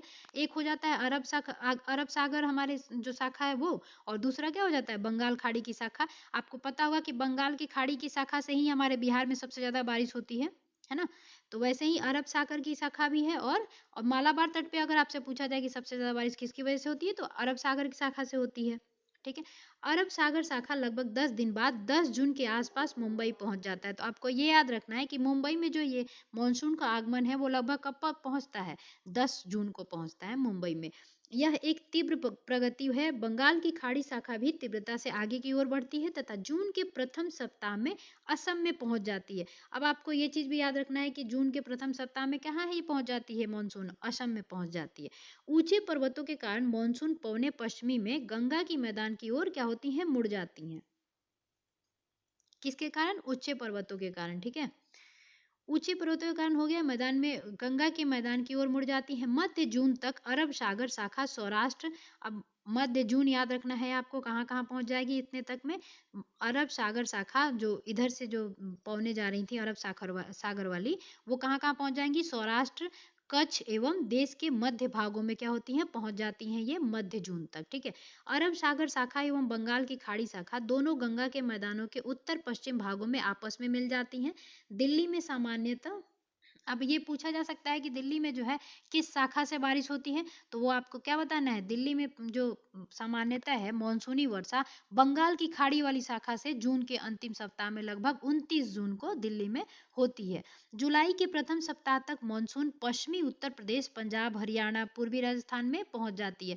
आपको अब ये भी याद रखना है कि जुलाई के प्रथम सप्ताह तक क्या होता है, मानसून जो है पश्चिमी उत्तर प्रदेश यानी कि पश्चिमी भारत में जो है अपना उत्तर प्रदेश, पंजाब, हरियाणा एवं पूर्वी राजस्थान में क्या है, पहुंच जाती है जुलाई के प्रथम सप्ताह तक। मानसून हिमाचल प्रदेश एवं देश के शेष हिस्सों में भी कब पहुंच जाती है, जुलाई तक में। ठीक है, मानसून की वापसी अपेक्षाकृत एक क्रमिक प्रक्रिया है, जब ये जाएगी तो वो वहां से वापस भी आएगी। ठीक है, जो भारत के उत्तर पश्चिमी राज्यों से सितंबर से प्रारंभ होती है। अब आपको याद रखना है कि जो मानसून की वापसी है वो कब स्टार्ट होती है, वो स्टार्ट होती है आपको सितंबर से, जो कि उत्तर पश्चिमी राज्यों से क्या होती है, स्टार्ट होती है। ठीक है, मध्य अक्टूबर तथा मानसून प्रायद्वीप के उत्तरी भागों में से पूरी तरह पीछे हट जाता है। प्रायद्वीप के दक्षिणी आधे भाग में वापसी की गति तीव्र हो जाती है। दिसंबर के प्रारंभ तक देश के शेष भाग से मानसून की वापसी क्या हो जाती है, वापिस हो जाता है। यानी कि मानसून जो है वापिस हो गया, स्टार्ट कब हुआ, सितंबर में, और कब तक वापिस हो गया, दिसंबर में। ये दोनों डेट आपको याद रखना है कि मानसून की वापसी सितंबर से लेकर दिसंबर के बीच जो है हो जाती है। आगे है, द्वीपों पर मानसून का सबसे पहली वर्षा होती है। द्वीपों पर मानसून की सबसे पहली वर्षा होती है। यह क्रमशः दक्षिण से उत्तर की ओर अप्रैल के अंतिम सप्ताह से लेकर मई के प्रथम सप्ताह तक होती है। तो ये भी याद रखना है आपको, जो मानसून की सबसे पहली वर्षा जो होती है यह क्रमशः दक्षिण से उत्तर की ओर अप्रैल के अंतिम सप्ताह से लेकर मई के प्रथम सप्ताह तक होती है। मानसून की वापसी भी क्रमशः कब होती है, दिसंबर के प्रथम सप्ताह से जनवरी के प्रथम सप्ताह तक उत्तर से दक्षिण की ओर होती है। जब मानसून आगमन करेगा तो दक्षिण से उत्तर की ओर जाएगा, और जब वापस होगा तो उत्तर से क्या होगा, दक्षिण की ओर आएगा। यही चीज वो बताना चाहा है। इस समय देश के शेष भाग शीत ऋतु के प्रभाव में होते हैं जब वो वापिस हो रहा होता है। ठीक है, अब ऋतुओं के बारे में पढ़ेंगे। मानसूनी जलवायु की विशेषता एक विशिष्ट मौसमी प्रतिरूप है। एक ऋतु से दूसरे ऋतु में मौसम की अवस्थाओं में बहुत अधिक परिवर्तन होता है। विशेषकर देश के आंतरिक भागों में ये परिवर्तन अधिक मात्रा में परिलक्षित होते हैं। तटीय क्षेत्रों के तापमान में बहुत अधिक भिन्नता नहीं होती। हमें पता ही है कि जल की वजह से क्या होता है, उनमें तापमान में जो है अधिक भिन्नता देखने को नहीं मिलती है। यद्यपि यहाँ वर्षा के प्रारूपों में क्या होगा, भिन्नता होगा, क्योंकि मालाबार तट पे ज्यादा बारिश होती है, वही अपना देखेंगे तमिलनाडु वाला क्षेत्र जो है वृष्टि छाया में पड़ जाता है, तो वहां बारिश होती ही नहीं है, बहुत कम बारिश होती है। तो इसलिए वो क्या कहता है कि वर्षा में जो है आपको भिन्नताएं देखने को मिलती हैं। आप अपने क्षेत्र में कितने प्रकार की ऋतुओं का अनुभव करते हैं, ये आपको देखना है कि आप जिस क्षेत्र में रहते हैं वहां पे कितने प्रकार की ऋतुओं का आप जैसे बिहार में देखेंगे शीत ऋतु, ठंड और ग्रीष्म ऋतु और क्या वर्षा ऋतु जो है मेजर देखा जाता है। ठीक है, 3 प्रकार की ऋतुएं जो है बिहार में मेजर रूप से देखी जाती है। भारत में मुख्यतः 4 ऋतुओं को पहचाना जा सकता है। ये शीत ऋतु, ग्रीष्म ऋतु, कुछ क्षेत्रीय विविधताओं के साथ मानसून के आगमन तथा वापसी का काल होती हैं। अब शीत ऋतु के बारे में बता रहा है। उत्तरी भारत में शीत ऋतु मध्य नवंबर से आरंभ होकर फरवरी तक रहती है। तो अब आपको याद रखना है कि उत्तरी भारत में शीत ऋतु कब कब से कब तक रहती है? नवंबर से लेके फरवरी तक रहती है, यानी कि मिड नवंबर में, यानी 15 नवंबर समझिए वहां से स्टार्ट होता है और फरवरी के अंत तक ये रहता है। भारत के उत्तरी भाग में अब ये देखिए क्या दिया है कि मानसून के आगमन के जो डेट है ना वो दिए हैं। तो इस इमेज को ना आपको बहुत अच्छे से देख लेना है। ये क्या है? मानसून का आगमन वाला डेट है। ठीक है, अब जैसे 1 जून देखेंगे आप, केरल वाले जगह पे आता है मानसून, जिसको मानसून प्रस्फोट कहते हैं। तो ये 1 जून को आरंभ होता है ये वाले क्षेत्र में, ऐसे जाके ये क्या होता है, प्रवाह होते हैं। यहाँ पे हैदराबाद वाले क्षेत्र में देखेंगे कब आया है ये मानसून? 5 जून को आया है। ये वाला मुंबई वाला क्षेत्र देखेंगे अभी थ्योरी में भी भाई ये क्या कब होता है? 10 जून के अप्रॉक्स जो है मानसून का आगमन जो है मुंबई तक पहुंच जाता है। और वही पूछा जाए, देखिए मानसून का आगमन जो है सबसे पहले राज्य में पूछा जाए तो केरल हो जाता है। वही अगर आपसे पूछा जाए कि केंद्र शासित प्रदेश जो है वहां पे कब मानसून का आगमन होता है सबसे पहले, तो 25 मई को जो है आपको मानसून का आगमन होता है अंडमान निकोबार द्वीप समूह में। ठीक है, अभी बाकी और भी डेट दिए गए हैं, उनको भी अच्छे से आप एक बार देख लीजिए। मैं एक बार आपको हाईलाइट करते जाती हूँ, आपको ध्यान रखना है इस चीज़ को। अहमदाबाद में देखिए ये 15 जून वाली क्षेत्र हो गई। 15 जून में इन क्षेत्रों में जो है मानसून का आगमन हो जाता है। 1 जुलाई ये देखिए आप यहाँ वाले क्षेत्र में, गुजरात वाले क्षेत्र में। ये राजस्थान वाले क्षेत्र में कब तक आता है? 15 जुलाई को आता है। 10 जून में ये पटना वगैरह में हमारे बिहार में जो है 10 जून तक मानसून का क्या है, आगमन हो जाता है। ठीक है, उसके बाद 5 जून ये वाला क्षेत्र में आ जाता है। उसके बाद थोड़ा सा इधर भी देख लीजिएगा, 1 जून में जैसे केरल में आया था उसी साथ में ही क्या होता है, इधर भी आ जाता है आपको मेघालय वगैरह के क्षेत्र में जो है आपको मणिपुर मिजोरम वाले क्षेत्र में क्या होता है 1 जून तक आगमन हो जाता है। और ये 5 जून आप यहाँ पे देखेंगे कलकत्ता वाले रीजन में क्या है 5 जून तक जो है मानसून का आगमन हो जाता है। ये इमेज जो है ना आपको डेट के साथ एकदम से याद रखना है। इस इमेज को टेलीग्राम पे ये वाला इमेज जरूर डलेगा, आप देख लीजिएगा एक बार टेलीग्राम पे विजिट करके आप इमेज को जरूर देखें। अब ये भारतीय मानसून जो है ना उसमें आगमन का जो था उसमें राज्यों के साथ नहीं दिया था, तो थोड़ा सा आपको कंफ्यूजन होगा, इसलिए मैंने सोचा राज्य के साथ भी आपको स्पष्ट दिखाई दे दिया जाए, मतलब दिखा दिया जाए। तो आप ये देख लीजिएगा इमेज को। मैंने कहा ही कि टेलीग्राम पे आपको मिलेगा ये इमेज, तो आप एक बार इस इमेज को जरूर गो थ्रू हो लीजिएगा, क्योंकि इमेज से ही जो वो हैदराबाद वाला क्वेश्चन था ना वो इमेज से ही पूछा गया था क्वेश्चन, वो कहीं थ्योरी सब्जेक्ट में नहीं दिया हुआ है। आगे चलिए, दिसंबर एवं जनवरी सबसे ठंडे महीने होते हैं। तो हमारे भारत में सबसे ठंडे महीने कौन से होते हैं? दिसंबर एवं जनवरी होते हैं। तापमान दक्षिण से उत्तर की ओर बढ़ने पर घटता है। अगर आप दक्षिण से उत्तर की ओर जब बढ़ेंगे ना भारत में, तो तापमान क्या होगी? घटती जाएगी, तो ये भी आपको याद रखना है। उसके बाद पूर्वी तट चेन्नई का औसत तापमान 24 डिग्री सेल्सियस से 25 डिग्री सेल्सियस के बीच होता है, तो ये भी आपको याद रखना। अब देखिए एक एक लाइन को आप कम से कम याद नहीं होता है तो गो थ्रू हो लीजिए, ताकि आपको क्वेश्चन में मिले तो आप टिक लगा सको। ठीक है, तो ये क्या था, चेन्नई का औसत तापमान 24 डिग्री सेल्सियस से लेकर 25 डिग्री सेल्सियस के बीच होता है, जबकि उत्तरी मैदान में यह कितना होता है 10 डिग्री सेल्सियस से लेकर 15 डिग्री सेल्सियस, यानी कि 10 डिग्री सेल्सियस से लेकर 15 डिग्री सेल्सियस के बीच होता है। दिन गर्म तथा रातें ठंडी होती हैं। उत्तर में तुषारपात सामान्य है तथा हिमालय के ऊपरी ढालों पर हिमपात होता है। तो हिमालय वाले पार्ट में ज्यादातर हमने देखा ही है कि हिम के रूप में जो है वर्षा होती है। इस ऋतु में देश के उत्तर पूर्वी व्यापारिक पौने प्रवाहित होती हैं। ये स्थल से समुद्र की ओर बहती हैं। थोड़ा जूम कर देती हूँ मैं। देश की उत्तर पूर्वी व्यापारिक पौने प्रवाहित होती हैं, स्थल से समुद्र की ओर बहती हैं तथा इसलिए देश के अधिकतर भाग में शुष्क मौसम होता है। इन पौनों के कारण कुछ मात्रा में वर्षा तमिलनाडु के तट पर होती है, क्योंकि वहां ये पौने समुद्र के स्थल की ओर क्या होती हैं, बढ़ती हैं। तो तमिलनाडु के तट पर थोड़ी सी इसकी वजह से भी वर्षा होती है। ठीक है, देश के उत्तरी भाग में एक कमजोर उच्च दाब का क्षेत्र बन जाता है, जिससे हल्की पौने इस क्षेत्र से बाहर की ओर प्रवाहित होती हैं। ऊंचावच से प्रवाहित होकर ये पवन पश्चिम तथा उत्तर पश्चिम से गंगा घाटी में बहती हैं। इस मौसम में आसमान क्या होता है, साफ हो जाता है, तापमान तथा आर्द्रता कम हो जाती है एवं पौने जो होती हैं शिथिल हो जाती हैं तथा परिवर्तित होती हैं। ठीक है, शीत ऋतु में उत्तरी मैदानों में पश्चिम एवं उत्तर पश्चिमी से चक्रवाती विक्षोभ का अंतर्वाह विशेष लक्षण है। यानी कि उत्तरी मैदान जो है भारत का, आपने देखा ही था, पश्चिमी विक्षोभ का जो है उसमें शीतकाल में जो है प्रवाह पड़ता है, जब वो मेडिटेरियन सी से जो पवनें आती हैं, उसी के बारे में ये कह रहा है। यह कम दाब वाली प्रणाली भूमध्य सागर एवं पश्चिमी एशिया के ऊपर उत्पन्न होती हैं। अब देखिए, यही वाली क्वेश्चन पूछा था ना उसने कि पश्चिमी विक्षोभ जो है उसका उत्पत्ति स्थल क्या है, तो देखिए यहाँ पे स्पष्ट रूप से लिखा है कि पश्चिमी एशिया के ऊपर उत्पन्न होती हैं। ठीक है, तथा पश्चिमी पवनों के साथ भारत में क्या करती हैं, प्रवेश करती हैं। यही वाला क्वेश्चन जो था उसमें हमने पहले जो डिस्कस किया था वही क्वेश्चन था। तो ये थ्योरी जो पढ़े होगा एक एक लाइन वही बना पाएगा। उसके बाद क्या हो गया, इसके कारण शीतकाल में मैदानों में वर्षा होती है। उत्तरी मैदान जो है उसमें क्या होता है, शीतकाल के दौरान बारिश होती है, पर्वतों पर हिमपात जिसकी उस समय बहुत अधिक आवश्यकता होती है। यद्यपि शीतकाल में वर्षा, जिसे स्थानीय तौर पर क्या कहते हैं, महावट कहते हैं। तो अब आपको ये भी याद रखना है कि शीतकाल में जो भारत में वर्षा होती है तो उसको स्थानीय तौर पर क्या कहते हैं, महावट कहते हैं। पूछा जा सकता है कि महावट किसे कहते हैं।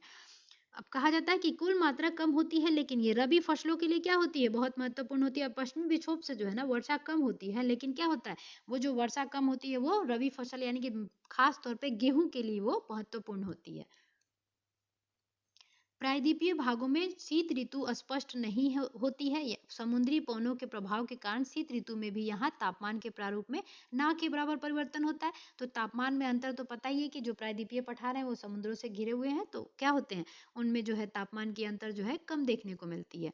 अब ग्रीष्म ऋतु देखेंगे, वो शीत ऋतु देख रहे थे हम, अब ग्रीष्म ऋतु देखेंगे। सूर्य, अब ग्रीष्म ऋतु में सूर्य क्या होता है, उत्तरायण हो जाता है। तो सूर्य के उत्तर की ओर आभासी गति के कारण भूमंडलीय ताप पट्टी पर उत्तर की तरफ खिसक जाते हैं। मार्च से मई, याद रखिएगा, मार्च से मई तक भारत में ग्रीष्म ऋतु होती है। तो भारत में ग्रीष्म ऋतु कब से कब होती है, मार्च से लेके मई तक होती है। ताप, उसके बाद क्या होती है, ताप पट्टी के स्थानांतरण के प्रभाव का पता विभिन्न अक्षांशों पर मार्च से मई के दौरान रिकॉर्ड किए जाते हैं। तापमान को देखकर लगाया जा सकता है।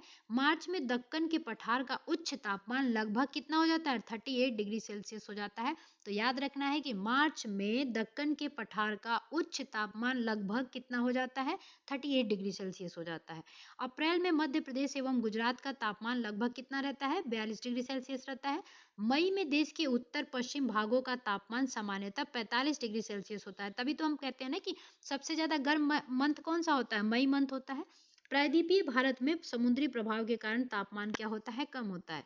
अब समुद्री प्रभाव है तो प्रायद्वीपीय पठार के जो भाग हैं उनमें तापमान की क्या होती है, जो प्रभाव है वो कम देखने को मिलती है।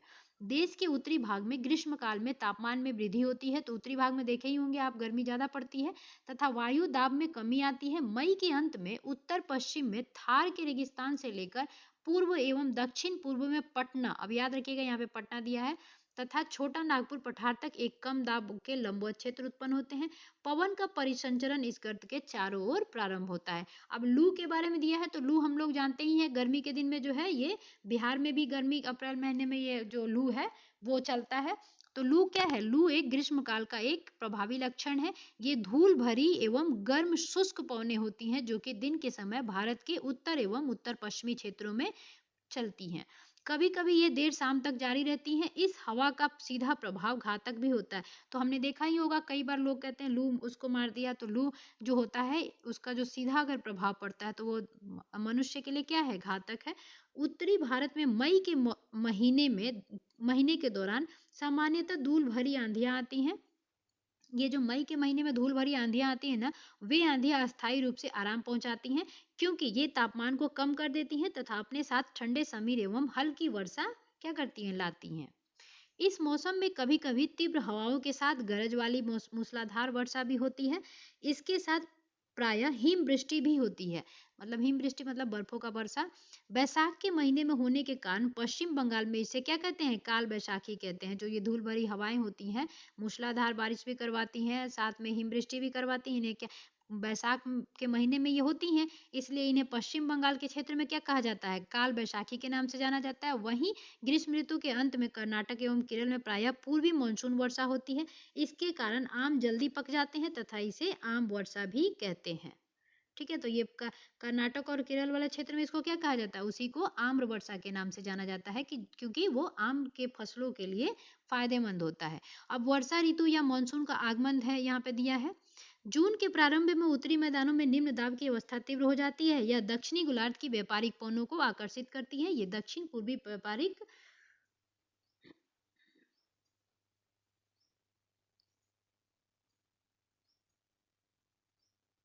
अब ये देखिए आपका मॉनसून का जो है ना अंत होता है, यानी कि मॉनसून जो है वापस हो रही होगी, उसकी ये इमेज दी गई है।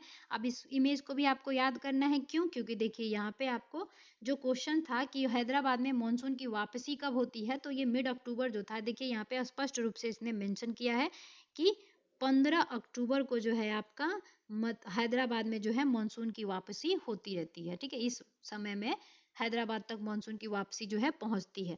तो इसलिए इस इमेज को क्या करना है, टेलीग्राम पे जाना है, वहाँ टेलीग्राम पे मैं ये इमेज डाल दूंगी, उसको ध्यान से आपको देख लेना है। देखिए केरल वाले पार्ट में 1 दिसंबर तक आपका जो है मॉनसून की वापसी हो जाती है। बेंगलोर वाले क्षेत्र में देखेंगे आप 15 नवंबर तक जो है आपका मॉनसून की वापसी होती है।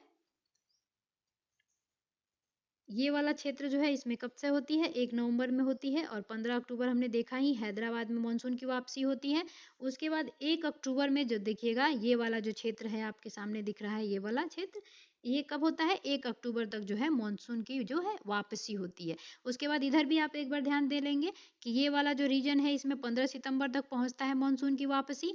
1 सितंबर तक राजस्थान वाले क्षेत्र में जो है मानसून की वापसी हो जाती है।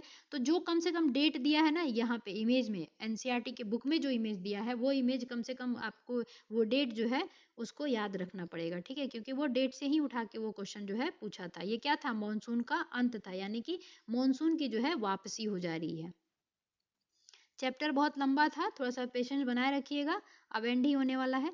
पौने दक्षिण समुद्रों के उपोष्ण कटिबंधीय क्षेत्रों में उत्पन्न होती हैं। चूंकि ये पौने गर्म महासागरों के ऊपर से होकर गुजरती हैं, इसलिए ये अपने साथ इस महाद्वीप में बहुत अधिक मात्रा में नमी लाती हैं। ये पौने तीव्र होती हैं तथा 30 किलोमीटर प्रति घंटे के औसत वेग से चलती हैं। सुदूर उत्तर पूर्वी भाग को छोड़कर ये मानसूनी पौने देश के शेष भाग में लगभग 1 महीने में क्या होती हैं, पहुंच जाती हैं।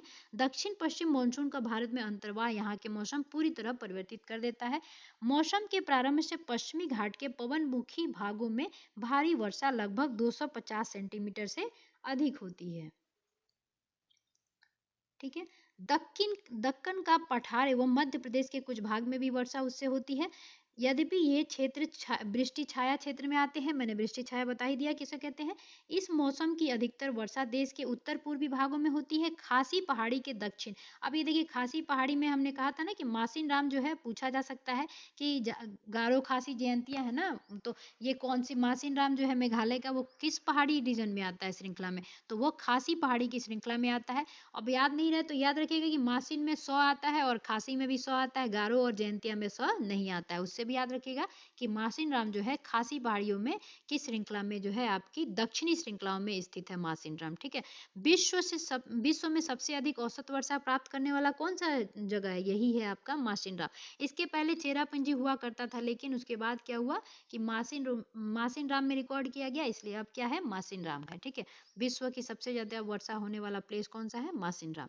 गंगा की घाटी में पूर्व से पश्चिम की ओर वर्षा की मात्रा घटती जाती है। तो आपको याद रखना है कि भारत में पश्चिम की ओर क्या है, थार है, तो वर्षा इधर नहीं होती है, यानी कि पूर्व से जब पश्चिम की ओर आप बढ़ेंगे तो क्या होगा, आपका वर्षा का जो मात्रा है वो घटते जाएगा। तो यही चीज आपको बताया है, गंगा की घाटी में पूर्व से पश्चिम की ओर बढ़ने पर वर्षा की मात्रा क्या होगी, कम होती जाएगी। राजस्थान एवं गुजरात के कुछ भागों में बहुत कम वर्षा होती है, तो हमने देखा ही है कि राजस्थान में इसीलिए थार जो है एग्जिस्ट करता है। और भी है इसमें, मॉनसून से संबंधित एक अन्य परिघटना है वर्षा में विराम। ठीक है, तो वर्षा में विराम भी होता है। इस प्रकार इसमें आर्द्र एवं शुष्क दोनों तरह के अंतराल होते हैं। दूसरे शब्दों में मॉनसूनी वर्षा एक समय में कुछ दिनों तक ही होती है। इसमें वर्षा रहित अंतराल भी होते हैं। मॉनसून के आने वाले ये विराम मॉनसूनी गर्त की गति से संबंधित होते हैं। विभिन्न कारणों से गर्त एवं इसका अक्ष उत्तर या दक्षिण की ओर खिसकता रहता है, जिसके कारण वर्षा का स्थानिक वितरण सुनिश्चित होता है।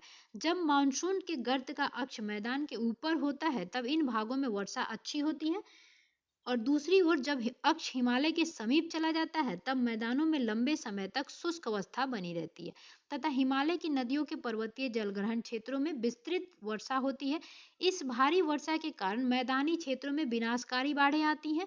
तो हमें पता ही है कि विनाशकारी बाढ़ें, अब यहाँ पे याद रखिएगा कि कहाँ कहाँ होती है, ये अभी बताएगा आगे। जान एवं माल की भी अब बाढ़ आती है तो क्या होती है, हानि होती है। उष्णकटिबंधीय निम्न दाब की तीव्रता एवं आवृत्ति भी मानसूनी वर्षा की मात्रा एवं समय को निर्धारित करती है। यह निम्न दाब का क्षेत्र बंगाल की खाड़ी के ऊपर बनता है। आपने देखा ही होगा बंगाल की खाड़ी वाले क्षेत्र में ज्यादातर जो है आपके क्या होते हैं, चक्रवातीय जो तूफान हैं उठती हैं तथा मुख्य स्थलीय भाग को पार कर जाती है। यह गर्त निम्न दाब के मानसून गर्त के अक्ष के अनुसार होता है। मानसून को इसकी अनिश्चितता के लिए जाना जाता है। शुष्क एवं आर्द्र स्थितियां की तीव्रता, आवृत्ति एवं समय काल के भिन्नता होती है। इसके कारण यदि एक भाग में बाढ़ आती है तो दूसरे भाग में सूखा पड़ता है। आपने देखा ही होगा उत्तरी बिहार क्या है, बाढ़ अच्छा मतलब वहां पे बारिश आती है, लेकिन वहीं देखिएगा दक्षिणी बिहार है वहां पे सूखा का सामना करना पड़ता है। वैसे ही कह रहा है ये, दूसरे भाग में सूखा पड़ता है। इसका आगमन एवं वापसी प्रायः अव्यवस्थित होता है, इसलिए कभी कभी देश के किसानों के कृषि कार्य भी अव्यवस्थित हो जाते हैं। हमारी भारत की कृषि क्या है, मानसून पे डिपेंड करती है। तभी तो देखते हैं सभी कोई बारिश आने के लिए गाना वाना गाते हैं। बैसाखी भी एक तरह से क्या होता है, फसल कटने के पहले वो गाना वाना करते हैं। कृषि लोगों का ही जो है एक फेस्टिवल है। तो हमारे भारत की कृषि किस पे डिपेंड करती है, मानसून पे डिपेंड करती है, यानी कि मानसूनी कृषि की जाती है। अब यहाँ देखेंगे मानसून की वापसी के बारे में बताया है। अक्टूबर नवंबर के दौरान दक्षिण की तरफ सूर्य के आभासी गति के कारण मानसून गर्त या निम्न दाब वाला गर्त उत्तरी मैदानों के ऊपर शिथिल हो जाता है। धीरे धीरे उच्च दाब प्रणाली इसका स्थान ले लेती है। दक्षिण पश्चिम मानसून शिथिल हो जाते हैं तथा धीरे धीरे पीछे की ओर हटने लगते हैं। अक्टूबर के प्रारंभ में मानसून पौने उत्तर के मैदान से हट जाती है। ठीक है, तो याद रखिएगा अक्टूबर के प्रारंभ में क्या होती है, मानसून के पौने जो है उत्तर के मैदान से क्या होती है, हट जाती हैं। अक्टूबर एवं नवंबर का महीना गर्म वर्षा ऋतु से शीत ऋतु में परिवर्तित का काल होता है। अब ये भी याद रखना है आपको, एनसीईआरटी का टर्म है तो आपको याद रखना पड़ेगा कि अक्टूबर एवं नवंबर का महीना जो है गर्म वर्षा ऋतु से शीत ऋतु में परिवर्तित होने का काल होता है। मॉनसून की वापसी होने से आसमान क्या होते हैं, साफ एवं तापमान में वृद्धि हो जाती है। दिन का तापमान उच्च हो जाता है जबकि रातें क्या होती हैं, ठंडी एवं सुहावनी हो जाती हैं। स्थल अभी भी आर्द्र होता है। उच्च तापमान एवं आर्द्रता वाली अवस्था के कारण दिन का मौसम असह्य हो जाता है, जिसे सामान्य तौर पे क्वार की उमस के नाम से जाना जाता है। तो आपको पता ही है गर्मी चल रही होती है, अचानक से थोड़ी सी बारिश हो जाती है और खत्म हो जाती है, तो क्या होता है, उमस आ जाता है। तो उसको आम में सामान्य भाषा में क्या कहते हैं, क्वार की उमस। ठीक है, अक्टूबर के उत्तरार्ध में विशेषकर उत्तरी भारत में तापमान तेजी से क्या होता है, गिरने लगता है। अब यहाँ मासिन राम दिया है, तो मासिन राम विश्व में सबसे अधिक वर्षा प्राप्त करने वाला क्षेत्र है तथा स्टेलैग्माइट एवं स्टेलैक्टाइट गुफाओं के लिए प्रसिद्ध है। देखिए जल के द्वारा बने गए ये जो होते हैं ये स्टेलैग्माइट एवं स्टेलैक्टाइट होते हैं जो गुफाओं के लिए प्रसिद्ध होते हैं। तो याद रखिएगा ये क्वेश्चन बहुत बार पूछा गया है कि स्टेलैग्माइट एवं स्टेलैक्टाइट जो है क्या है, तो ये जलमग्न क्षेत्रों से बने होते हैं और ये गुफाओं के लिए प्रसिद्ध होते हैं। जल जो है ना काटते जाती करते जाते तो ऐसे गुफा के टाइप से ये ना बने होते हैं। ठीक है, इमेज पे डालिएगा स्टेलैग्माइट गूगल पे, स्टेलैग्माइट स्टेलैक्टाइट जो क्या है तो वो अपने आप दिखा देगा। एक गुफा के साइड तरफ से आप देखिएगा, दिखेगा पत्थरों में। ठीक है, तो ये क्वेश्चन बहुत बार पूछा गया है, उसको ध्यान रखिएगा।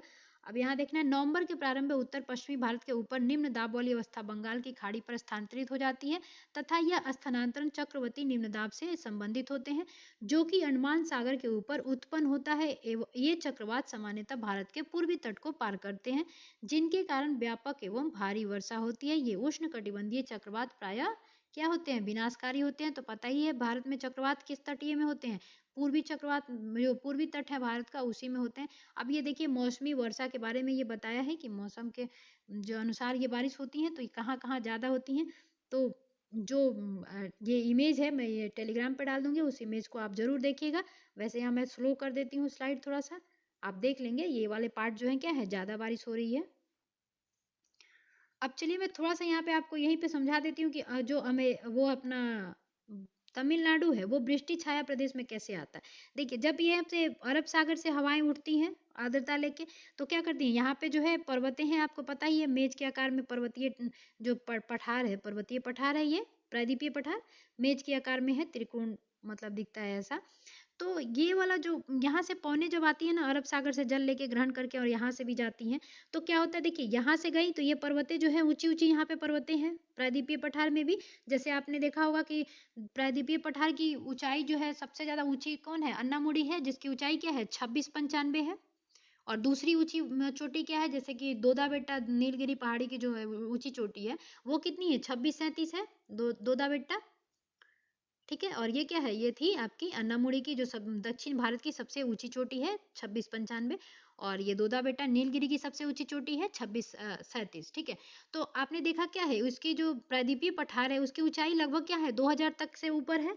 लेकिन हवाएं क्या होती हैं 1200 मतलब किलोमीटर तक पहुंचती है ना, 1200 मीटर तक पहुंचती हैं, तो वो वहां तक जाते जाते क्या होती है अपनी आर्द्रता जो है खो देती हैं। तो ये क्या इधर प्रवाहित हो जाती हैं। ठीक है, और ये जो ऊंची पर्वतें हैं वो रोक देती हैं। तो तमिलनाडु जो है कहाँ पड़ता है, तमिलनाडु आपका यहाँ पड़ता है। तो तमिलनाडु जब यहाँ पड़ता है तो ये वाली क्षेत्र क्या होती है, ये वृष्टि छाया प्रदेश में आ जाती है, क्योंकि पौने क्या हो गई ऐसे चली जाती हैं। यहाँ उच्चावच की वजह से यहाँ पे पौने जो है बारिश कराने में सक्षम नहीं हो पाती हैं। साथ में अब यहाँ भी विचलित होती हैं जो अपनी पौने होती हैं बारिश करवाने के लिए अरब सागर की, वो क्या होती है देखिए इसके समांतर बह रही है। जैसे आपने देखा होगा कि अरावली पर्वत के समांतर पौने बह के चली जाती हैं, रुक नहीं पाती। तो राजस्थान जो है थार मरुस्थल उसका एग्जाम्पल दिखता है अरावली पर्वत की वजह से। वैसे ही क्या होता है यहाँ पे जो बंगाल की खाड़ी वाली भी जो पवने हैं ना वो क्या होती है यहाँ पे आपकी इसकी समांतर चली जाती हैं। ठीक है, ये जो अपना तमिलनाडु है उसके समांतर जो है यहाँ की भी जो पौने हैं वो प्रवाहित होती होती कहाँ चली जाती है, इधर को चली जाती हैं। तो फिर यहाँ पे अपना तमिलनाडु क्या होता है बच जाता है। ठीक है, तो इसीलिए जो है ना ये वृष्टि छाया में होता है। अब क्या होता है लौटते हुए मानसून से जब उधर से पौने आ रही होती है ना, तो यहाँ पे जो अपना झारखंड है वहां पे एक कौन सी पहाड़ी राजमहल की पहाड़ियां हैं, वहां से भी टकराती है। ये पश्चिमी जो पवनें आती हैं वो भी यहाँ पे टकराती हैं, इधर को आती हैं। फिर यहाँ पे आपने अंडमान ये म्यांमार में अरकान की पर्वत का नाम सुना होगा, वहां पे भी ये टकराती हैं, तो फिर यहाँ से निकलती हैं और फिर यहाँ आते आते क्या होता है कुछ आर्द्रता जो है ना यहाँ पे भी ये ग्रहण कर लेती है। और यही जो लौटती हुई मानसून होती है ना अक्टूबर नवंबर के समय, वही जो है तमिलनाडु में बारिश करवाती है। इसीलिए कहा जाता है कि तमिलनाडु जो है वृष्टि छाया प्रदेश में आता है। और इसकी जो यहाँ पे जो बारिश है वो कब होती है, आपकी लौटती हुई मानसून से बारिश होती है, यही रीजन है उसका। ठीक है, और आप ये इमेज जरूर देखिएगा एक बार, क्योंकि ये इमेज जो है बारिश की वितरण को बता रहा है और ये वार्षिक तौर पे वितरण जो है वर्षा का बता रहा है, तो सेम ही चीज है। अच्छा, अपने भारत का जो औसत वर्षा है वो कितनी है 125 सेंटीमीटर जो है औसत वर्षा है। और वहीं बिहार का देखा जाए तो 112 सेंटीमीटर जो है औसत वर्षा होता है। कहीं कहीं आपको 100 से 200 मिलेगा, लेकिन बीच का जो है औसत वर्षा क्या है बिहार का 112 सेंटीमीटर है। और बिहार में किस शाखा से बारिश होती है, तो वो बंगाल की खाड़ी की शाखा से बारिश होती है। यहाँ से जो पौने उठती है ना वो बिहार की शाखा में जो है आपको बारिश कराती है। तो अगर पूछा जाए बिहार में वर्षा किस शाखा से होती है, तो बंगाल की खाड़ी वाली शाखा से जो है बिहार में ज्यादा वर्षा होती है। ठीक है, जब बिहार का मौसम पढ़ेंगे अपन तो वहां पे देखेंगे कि कैसे बिहार के मौसम को उत्तरी जो पार्ट है उसको थॉर्नबेट ने CAW कैसे बताया है। फिर आपके टिरवार्था है उन्होंने उत्तरी बिहार का CAW और दक्षिणी बिहार का AW बताया है। ये सब चीजें कहाँ देखेंगे हम, जब बिहार का जलवायु जो है पढ़ेंगे तब देखेंगे। अब यहाँ पे देख लीजिए थोड़ा सा ये लाइन याद रखिएगा, क्योंकि ये क्वेश्चन में पूछा जाता है कि गोदावरी कृष्णा एवं कावेरी नदियों के सघन आबादी वाले डेल्टा प्रदेश में अक्सर क्या होता है चक्रवात आते हैं। ठीक है, जिसके कारण बड़े पैमाने पर जान एवं माल की क्षति होती है। तो ये भी क्वेश्चन आता है कि चक्रवात वाले क्षेत्र में कौन कौन से आते हैं, तो गोदावरी कृष्णा एवं कावेरी। ठीक है, तो याद रखिएगा ये वाला। उसके बाद ये चक्रवात कहाँ कहाँ आते हैं, उत्तर पश्चिम बंगाल, उड़ीसा, पश्चिम बंगाल एवं बांग्लादेश के तटीय क्षेत्रों में भी पहुंच जाते हैं। कोरोमंडल ये वाला जो है क्वेश्चन 2 से 3 बार पूछा गया था बीपीएससी टीचर एग्जाम में अलग अलग शिफ्ट में। ठीक है, कोरोमंडल तट पर अधिकतर वर्षा इन्हीं चक्रवातों या तथा अवदाबों से होती है। तो कोरोमंडल भी जो है चक्रवात से प्रभावित एरिया है। ठीक है, तो ये भी याद रखिएगा क्योंकि ऑप्शन में दिया था कोरोमंडल, वही उसका आंसर था। आगे है वर्षा का वितरण पश्चिमी तट के भागों एवं उत्तर पूर्वी भारत में लगभग 400 सेंटीमीटर से अधिक वर्षा होती है, किंतु पश्चिमी राजस्थान एवं इससे सटे पंजाब हरियाणा एवं गुजरात के भागों में क्या होती है 60 डिग्री सेंटीमीटर से भी कम वर्षा होती है। दक्षिणी पठार के आंतरिक भागों एवं सह्याद्री यानी कि पश्चिमी घाट को ही कहते हैं, पूर्वी में भी वर्षा की मात्रा समान रूप से कम होती है। इन क्षेत्रों में वर्षा का मात्रा कम क्यों है? जम्मू कश्मीर के लेह में आपको पता ही है भारत की सबसे ज्यादा कम वर्षा कहाँ होती है? लेह में होती है। तो लेह में भी वर्षण की मात्रा काफी कम हो जाती है, लगभग 6 सेंटीमीटर जो है वर्षा वहां होती है। देश के शेष हिस्सों में वर्षा की मात्रा मध्यम रहती है। हिमपात हिमालयी क्षेत्र तक ही सीमित रहता है। मॉनसून की प्रकृति के परिणाम स्वरूप एक वर्ष में दूसरे वर्ष से होने वाले वार्षिक वर्षा की मात्रा में भी क्या होती है? भिन्नता होती है। वर्षा की विषमता एवं निम्न वर्षा वाले क्षेत्र कौन कौन से हो जाएंगे? अब आपको इसको इसलिए मैंने लिया है कि आप ध्यान से याद रखेंगे कि वार्षिक वर्षा की मात्रा में भिन्नता होती है और वर्षा की विषमता में निम्न वर्षा वाले क्षेत्र कौन कौन से हो जाएंगे इसमें? राजस्थान, गुजरात के कुछ भाग तथा पश्चिमी घाटों के वृष्टि छाया प्रदेश में अधिक पाई जाती है। अतः अधिक वर्षा वाले क्षेत्र में बाढ़ें अधिक आती हैं, जबकि निम्न वर्षा वाले क्षेत्र में क्या होता है? सूखे की जो है आशंका जो है बनी रहती है। ठीक है। मॉनसून का क्या है, एकता का परिचायक कैसे है ये देखते हैं। आप पहले पढ़ चुके हैं कि हिमालय अत्यंत ठंडी पवनों से भारतीय उपमहाद्वीप की रक्षा करता है। इसके कारण अपेक्षाकृत उच्च अक्षांशों के बावजूद उत्तरी भारत में निरंतर ऊंचा तापमान बना रहता है। इसी प्रकार प्रायद्वीपीय पठार में तीनों ओर से समुद्रों के प्रभाव के कारण ना तो अधिक गर्मी पड़ती है, ना ही अधिक ठंडी पड़ती है। इस समकारी प्रभाव के कारण तापमान की दिशाओं में बहुत कम अंतर पाए जाते हैं। तो ये सब चीजें हमने डिटेल में ऊपर देख ही लिया है, तो इसे फटाफट खत्म कर लेते हैं।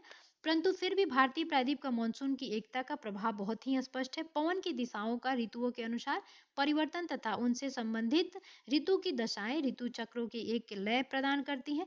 वर्षा की अनिश्चितताएं तथा उसका असमान वितरण मॉनसून का एक विशिष्ट लक्षण है। संपूर्ण भारत भूदृश्य, इसके जीव तथा वनस्पति, इसका कृषि चक्र, मानव जीवन तथा त्योहार उत्सव सभी इस मानसूनी लय के चारों ओर घूम रहे होते हैं। तो आपको पता ही है जहाँ बारिश होगी वहाँ कृषि के लिए मतलब ये डिपेंड करता ही है, मानव के जीवन पे भी असर पड़ता ही है। और लोग बारिश आने के पहले भी उत्सव उत्सव करते हैं, गेहूं कटने के पहले भी उत्सव करते हैं। तो यही सब की चीजें क्या है, इन सब चीजों के इर्द गिर्द घूमती रहती हैं ये सब जो चीजें हैं। ठीक। इस मॉनसूनी लय के चारों ओर घूम रहे हैं। उत्तर से दक्षिण, पूर्व पश्चिम तक संपूर्ण भारतवर्षी प्रतिवर्ष मॉनसून के आगमन की प्रतीक्षा करते हैं। ये मॉनसून पौने हमें जल प्रदान करती हैं, कृषि की प्रक्रिया में क्या करती हैं? तेजी लाती हैं। एक संपूर्ण देश एक सूत्र में बांधती हैं। नदी घाटियां जो इन जलों का संवहन करती हैं उन्हें भी एक नदी घाटी का नाम दिया गया है। तो हमें पता ही है कि हमारे जो जीवन है सभी चीज़ों पे डिपेंड करती है।